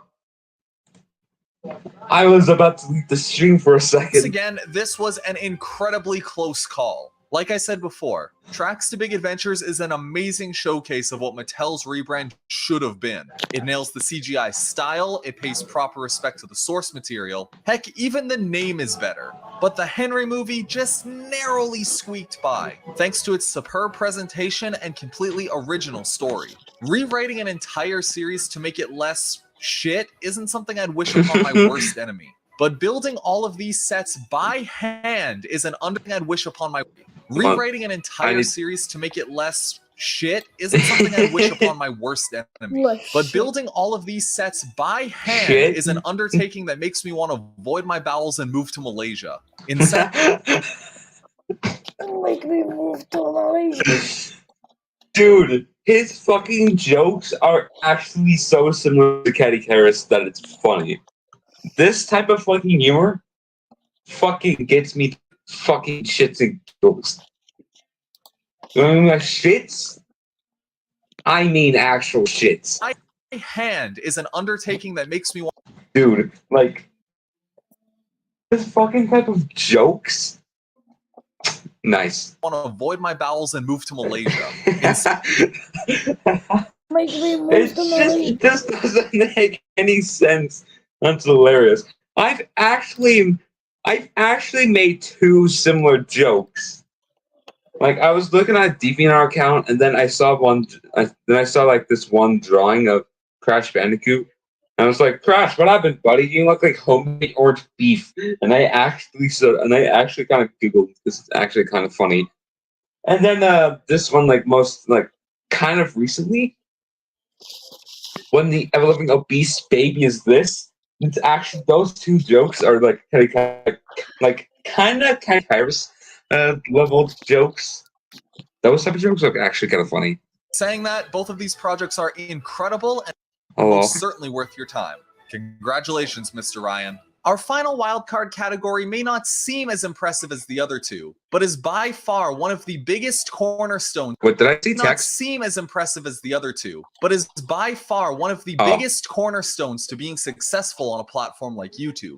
Let's take a look at who is most consistent throughout the year. I don't think people really value how important consistency is to the audience. A one-hit wonder is great in the moment. For fuck's sake. Did you know that Gangnam Style is actually K-pop? Say like a K-pop song, you fucking idiot. But real success in any creative profession takes more than Did you know this was made in one 2003? good piece of work. Having a consistent Did you know this was made in 2023? level of quality builds trust with your viewer. Did you know I'm dead? I'll stop. Did you know I'm dead side? It tells them that when you make something new, it's safe for them to dedicate their time. Did you know this is Wooden Railway? Did you know I own the Sonic the Hedgehog Dick Smash? Did you know that I have diabetes? To watch it. And in the realm of the Thomas fan, Did you know this? Okay, I'll stop. I'll stop. consistency is a fickle thing. There are plenty of creators, myself included, who have made the right thing at the right time and then never quite hit that same high again, whether that be views or the quality of the work or something else altogether. And so for this category, a few choice names stuck out amongst the crowd. The first was Wildmore Wester, who's been cranking out videos for his series since 2011. Man, has time flown by. I've been vaguely aware of his series for a while, but I've never sat down to watch the entire thing. And while I do plan on going in depth on Sodor the Early Years and its sequel, looking at where the series is now, it's good, but it doesn't quite check the right boxes for me. Again, it comes down to presentation. Some clumsy dialogue, vocal deliveries, and peaked audio keep this from being a home run in my mind. Certainly not a bad series by any means, but it just doesn't top the competition. The next name I saw fairly frequently was Stepney Productions, and yeah, they're really good at what they do. I mean, look at these models and tell me they don't belong on the inevitable reboot of the show. His work is great and it always looks great. But there was one nominee who edged out on top. Well, more like nominees. The winners for most consistent of 2022 is Carson's Video Workshop. Yo! I think we can all agree that the people at Carson's Video Workshop are incredibly good at what they do. With a roster consisting of the Buried Truck, Light and Coal, DCG-12B, The Chairlord, Super Gunzilla, Ryder Ronin, Sodor Remodeler, Explosive Cookie, Scarloey123, Carson himself, and many, many more. This is a team that has managed to recreate the original model series style unbelievably well, telling stories that wouldn't feel out of place in the latter half of the classic series, putting new spins on long-forgotten characters, and showing us brand new ones. They're probably the closest we'll ever come to seeing a resurgence of the Thomas Creator Collective. And if I'm being honest, they've more than outdone the already spectacular work done It looks like all of them are about to have a fucking orgy, and that's kind of by that funny. group so many years ago. It certainly helps that they have a few veterans from that original lineup, but I digress. They are consistently a crowd pleaser that has the potential to rival anything Mattel can do, with the only big flaw in their production being that they don't have a super strong presence outside of YouTube. But that, like many things, is a topic for another video. As for now, it gives me great pleasure to award them the title of Most Consistent Creators of 2022. Unfortunately, Carson wasn't able to record an acceptance speech for this video, but he did give me something to read on his behalf. Thanks so much for giving me the opportunity to be a part of this show. I'd like to give a huge thanks to the guys in the video workshop who helped me make this possible. I wouldn't be able to do it without them, so I can't take all the credit. Mike, Xavier, David, Ryan Hagen, and Ryan Sock, Duncan, Jake Ernie, Andrew, Stefan, Riley. There's so many people to list off, we'd be here for a long time. I love you guys so much, and I'm thrilled and honored to be given the chance to work with you guys every day. Much love, Carson. Couldn't have said it better myself. Now then, let's move on to the penultimate category, most growth. This category can be interpreted a few different ways, and depending on how you look at it, the answer changes dramatically. First, there's the obvious interpretation, metrics. The numbers on YouTube that tell you how good your video or channel is doing. These can be subscribers, views, likes, comments, and are usually a useful judge on how good a video is before you actually watch it. And if you don't believe me, take a look at the backlash YouTube got when they decided to remove the dislike counter. Not the dislike button, just the counter. The point is that people love numbers, and in a perfect world, the video with the bigger numbers would obviously be the better video. Oh, if only that were true. It's almost comical how vapid some content on YouTube is, despite having a frustratingly high view count. Of course, I'm not saying that I saw Wolfie, and what the fuck? they don't deserve that attention, but, like, could you share some pie with the rest of us? Jokes aside, obviously numbers aren't going to cut it this time around. No, for this, we're gonna have to quantify how much a channel has improved since its launch, which is a tad trickier. I mean, how do you definitively say who improved the most? Well, let's think of— I improved the most because my first actual video was just me recording. And it was called Dominic's Video Adventure, and that was just it. That was just it. That was my first actual video. That was just it. And holy shit, it was fucking crap. And now my first video is a Gotcha Live video, which I might delete and might make another, like, but, Think about it like this. Take a look at the first batch of videos they ever made, then take a look at the most recent additions to their channel, and ask yourself, if they had access to the same tools they do now, could they have made something like this back when they were first starting out? Using this as a baseline, I was able to generally nail down who had made the most improvement over the course of their channel's lifetime. And while I knew fairly early on who our frontrunner would end up being, there were a few noteworthy contenders that made this a race. To start, let's take a look at T1E2H3. Since I've covered his work a couple times already, I'll try to keep this fairly brief. T1E2H3 has been a channel that I've kept up with for a long time now. I jumped into his series at the Caledonian Bridge of Doom and have been along for the ride ever since. These videos were some of my first exposures to Thomas fan stories that weren't just memes or crazy antics. No, these were real stories that, for the time, helped fill in the roughly 10-year gap where I didn't care about what the official show was doing and didn't have access to the classic series. While the Engines of Sodor started out as a comedy series, it slowly evolved into a flawed but still very entertaining set of stories. And while I don't think his style has changed too much since the first batch of episodes, I can certainly see an improvement across the board. The that really made this a race was Useful Engine 11, who I was a lot less familiar with before this video. He's a modeler who dabbles mostly in the wood and railway range, and has made some very impressive pieces over the years. Seriously, his craftsmanship with some of these is stellar, and the fact that he's able to do so much with these tiny toys is crazy cool to me. And then we come to our award winner, the one who not only grew the most from when they started, but did it with aplomb, positivity, and a practical prowess that set the standard for filmmakers in this community. The award for most growth goes to Enterprising Engine. Enterprising Engine has always been this odd constant for me in the fandom. I'll say right now that I have not watched his content as religiously as some others in this video. I haven't kept up with his work since the very beginning, and because of that, I don't have a particular nostalgia for his series of the same name. However, he has always found his way into other people's work.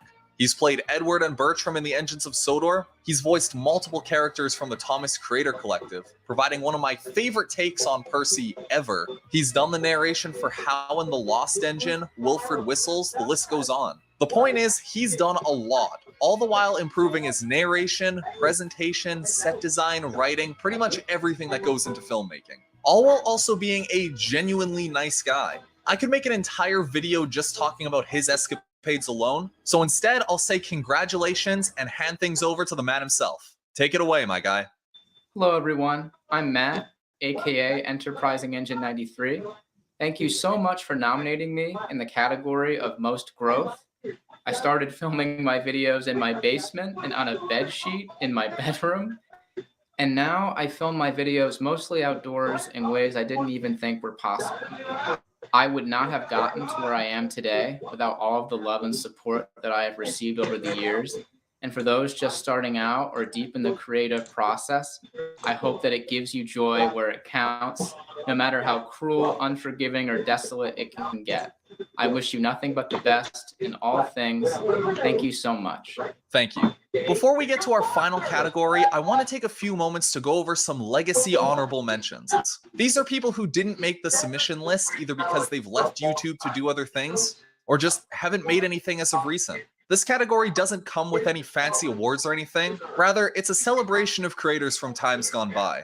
First on the list, Joey Turner. This guy was one of the very first Thomas creators I watched back in the day. And though his style of humor doesn't do it for me anymore, damn was his Tommy Thomas and Friends series fun to follow back in the day. He's still making stuff on YouTube today, and is actually quite talented, so I highly recommend giving him a look. In the same vein, the next creator I wanted to talk about is Ms. Oliver and Blossom. His content falls into the same wacky, cartoony antics as Joey Turner, but with Bachman models instead of Tommy stuff. I remember really liking his stuff as a fun alternative to Tommy Thomas and Friends. And while once again it hasn't aged too well, when I went back to watch some of it for this video, I couldn't hate it. It was crude and corny, but it's still fun. I'm not sure what he's doing nowadays, but if he does see this, I wish him all the best. TB7 Productions, aka the guy who made Thomas and the Ghost Rider, is another big one from the early days of YouTube. He's still making content, by the way, which I think is really cool. Speaking of evil Thomas, I have to mention Thomas Blows His Stack by Bulgy13. Have you ever wondered what would happen if... Dude. What did I miss? Everything great, but I think you're about to see the next one. That's great. I remember this video. Fuck it. Well, this video answers that question and then some. If you somehow haven't seen it before, I totally recommend it. It's the bomb. For those who remember Captain Punjab, his entire series is still available on YouTube, including the Prison Break episode that I might just have to throw into a Who Did It Better if I ever tackle Journey Beyond Sodor, just for the novelty of it. Leo Kim Video also deserves a shout out for his Mad Bomber videos way back when. His behind the scenes videos are a perfect step-by-step guide on how to get started filmmaking, and the original episode still holds up really well today. The Scotsman Returns is another amazing channel with loads of content that still makes me chuckle. I think The Little Westerner is one of the biggest bait and switches of a movie I've ever seen when it comes to Thomas, and its ending is just wonderful. And while we're on the subject of great filmmakers, Scarloey123, the maker of Sodor Dark Times, is another winner in my book. Seriously, how did nobody nominate this guy? He's great. And finally, Crazy Caboose Creations. Oh no! Oh no! He died. Oh no!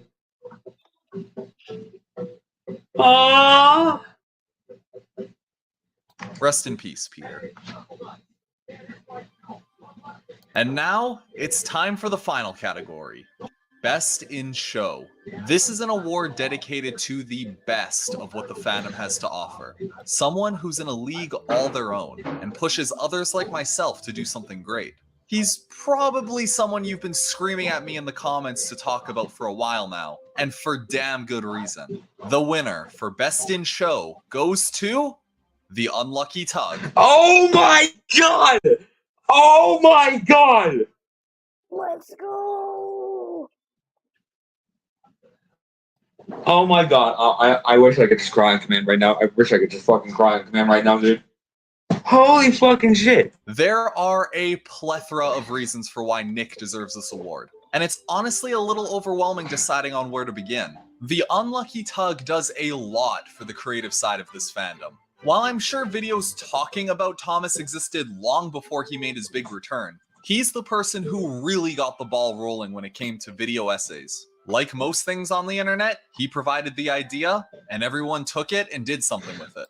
People like Luke, Trainboy, Scrapyard Studios, and many, many more have all taken some inspiration from the MTAC series. A handful of videos meant to show that Thomas and Friends ain't just a show for children. However, this short series alone is, in my opinion, the least interesting his content has to offer. That's not to say I don't enjoy them, because I absolutely do, but it's just the tip of the iceberg. In 2021, he started getting way more experimental with his videos. Tugs, Trains, the model series map. Fuck, this dude made 3 separate timeline videos explaining Thomas's 3 major series. And it didn't stop there. As time went on, his videos got way longer, way more in-depth, and in some ways would actually build off of one another. Like how the map he made for the model series is used to elevate the timeline video, or how the timeline videos themselves give context to Sodor's Finest. Thomas Debunked is another fun series of his, where he sporadically drops little bits of conceptions about the series. Sure, they're not as long and or complex as his other videos, but as someone who likes mildly interesting trivia, binging a bunch of these back to back is great. And then there's the documentaries. Oh my god, I fucking love this video, dude. This fucking video was the reason why I love the USA tour Flying Scotsman. Holy fucking shit. Oh, the documentaries. As you probably know, I love a good underdog story. And his videos on Flying Scotsman's USA tour and Ebby's voyage are not stories I thought I needed to hear, but I am so glad that I have. Seriously, how has nobody made a movie or something about Scotsman's tour of the States? It's begging to happen. Oh shit. There is an impressive Scotsman's tour of the States. It's begging to happen. Oh shit. There is an impressive amount of content here for one person, and each video goes that extra step to make them stand out. Sure, a collection video is cool, but a collection video where each character gets a short talking point is way more interesting. And clearly, I'm not the only one who thinks this, as many other YouTubers have taken these ideas and put their own spin on them. And while we're talking about his videos, dang does he go in depth. There's a reason some of his videos are feature length, because you know you're gonna hear what he thinks about every aspect of what he's looking at. Which can admittedly be both a blessing and a curse in some respect. I'm by no means saying that long videos are bad. In fact, I think long videos can be super fulfilling to complete. And it's not like his videos don't warrant the longer runtime. It's just that some of them can be a bit too analytical. A perfect example of this is the Cars review, where he goes on and on and on about incredibly little details that don't really matter in the overall movies. Like how there's a Pope mobile, or how cars go to the shitter. It's by no means a deal breaker, and how cars go to the shitter. Like how there's a Pope mobile, or how cars go to the shitter. It's by no means a deal breaker, and he does make these more analytical moments engaging, but I've often found that long videos take more of a commitment to watch than shorter ones if you don't keep the pace moving. However, in Nick's case, he most certainly can keep things moving, and get a laugh out of me while doing it. And if you can keep me engaged while talking about cars for over an hour, then you must be doing something right. There's a reason everyone stops and stares when he puts out a big video, because he really does care about what he makes. And not only does he manage to do all that, but he's also given back to the fandom in some pretty notable ways. Not only with ideas for models to make, or new horizons for videos, but tangible stuff as well. Without his scans of the Railway series illustrations, I would not be able to make my videos the way that I do, nor would a lot of people without compromising on quality. I cannot stress enough how incredibly competent the Unlucky Tug is at what he does. He has stepped up his game to a level that few people can keep up with. And for that, I can think of no better person to take the title of Best in Show. Congratulations.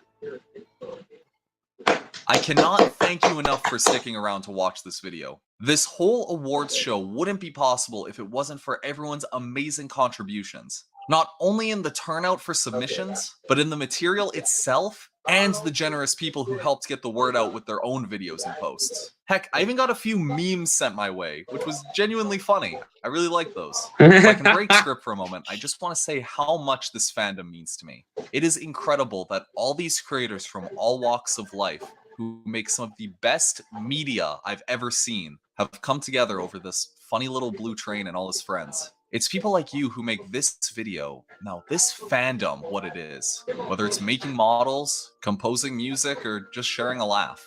This is one community that I will never, ever tire of seeing pour their heart and soul into what they do. Sure, we might never get a resurgence of the show we all know and love. And for some, the fun of making content like this might end one day. But right now, in this moment, I am proud beyond belief to say that I am part of a community that has not only pushed me to be the best I can be, but continues to inspire others, and in some cases, help them find their way. Thank you so much for making all of this come together. I hope we can do it again someday. No, you're gonna make me cry. Stop.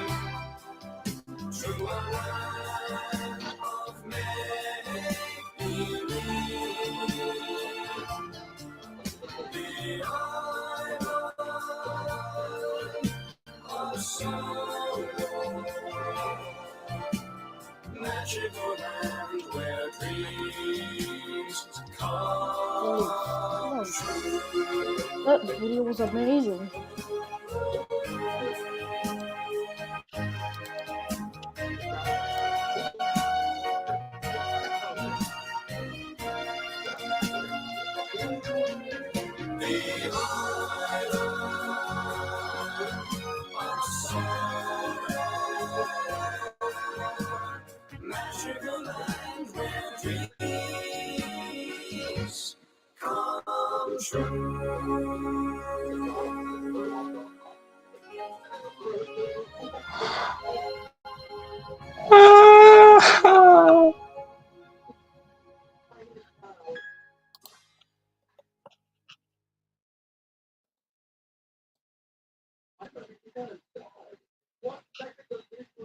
I almost cried to that. I almost teared. Oh, Zasha. feel like I teared up. We're done watching it. It's over. Oh, Zasha and Mel's here. I didn't even. And that was the end of the video. I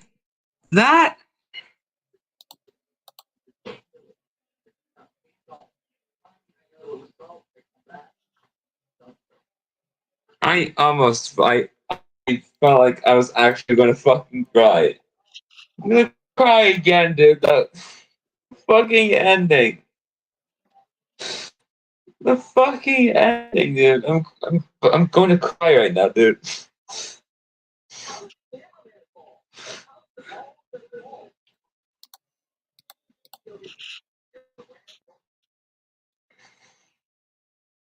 Just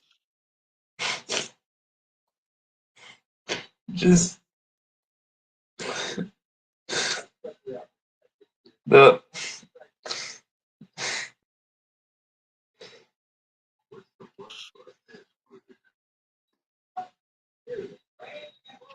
I'm actually like I'm about to cry right now. Like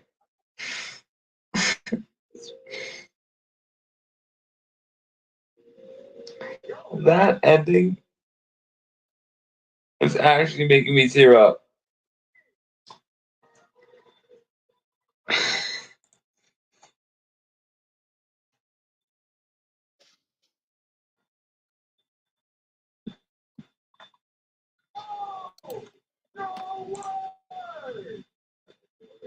Dude,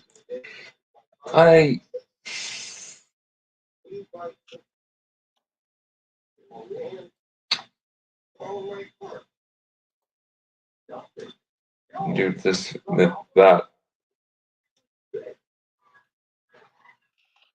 that ending has really changed my opinion about the fandom.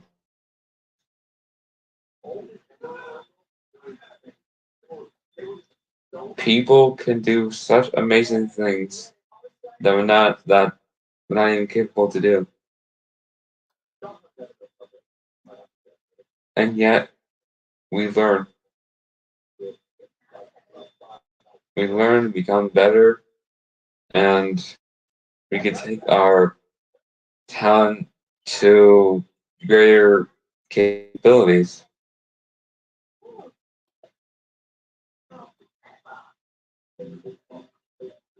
It's so great to see the fandom this way. As much as I care for a lot of things, someone caring about the Thomas fandom really a lot is making me tear up. The way he talks about the channel really fucking lightened my heart. It got the water factor going out of my eyes.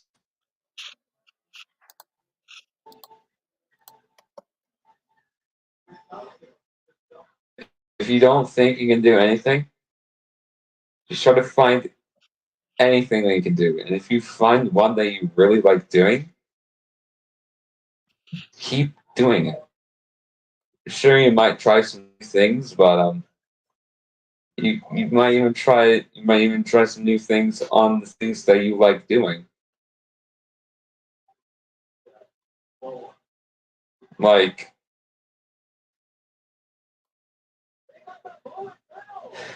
I was going to make a origin story of my OC. And I was going to make movies, and so many of them got canceled due to me being a lazy bastard and just being distracting. Hopefully something that I really like doing can really improve my career. I really hope it can improve my career. Just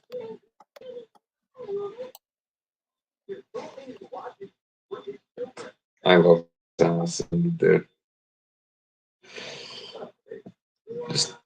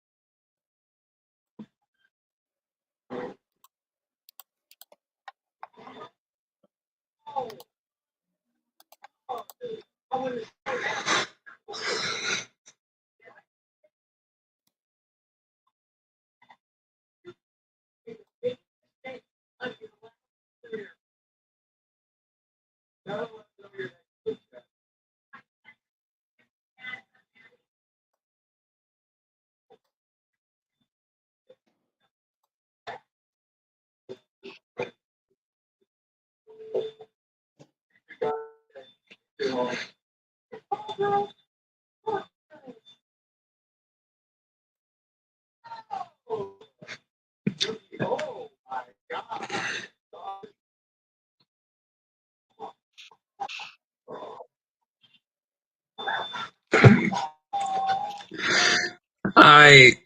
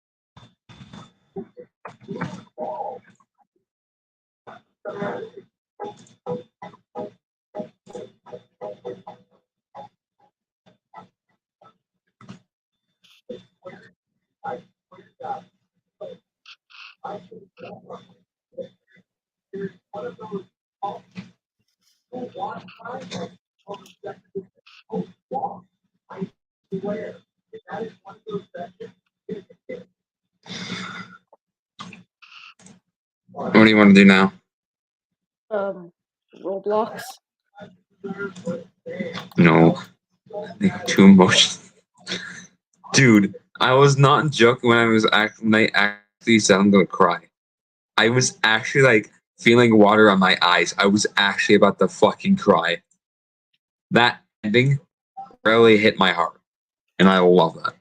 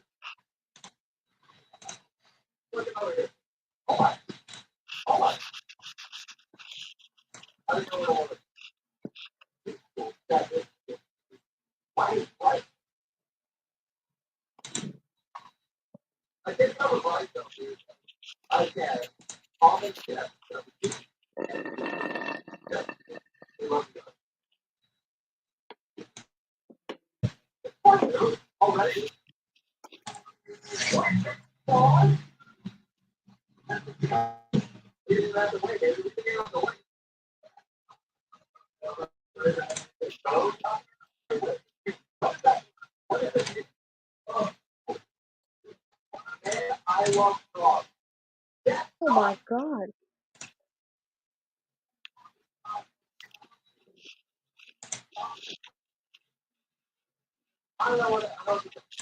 Oh god, what the?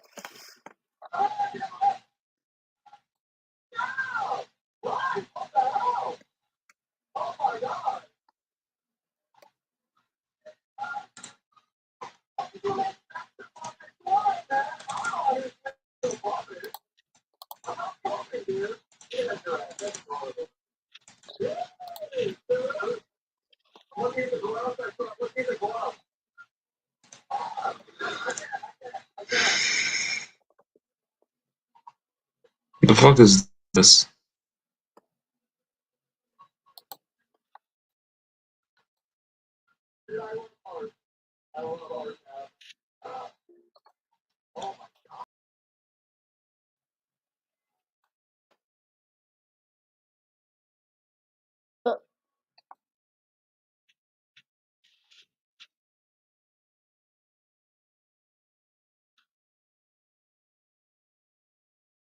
It's working.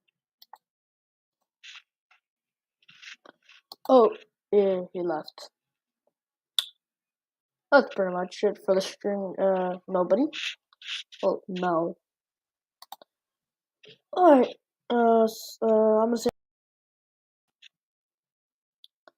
thank you so much for watching the stream.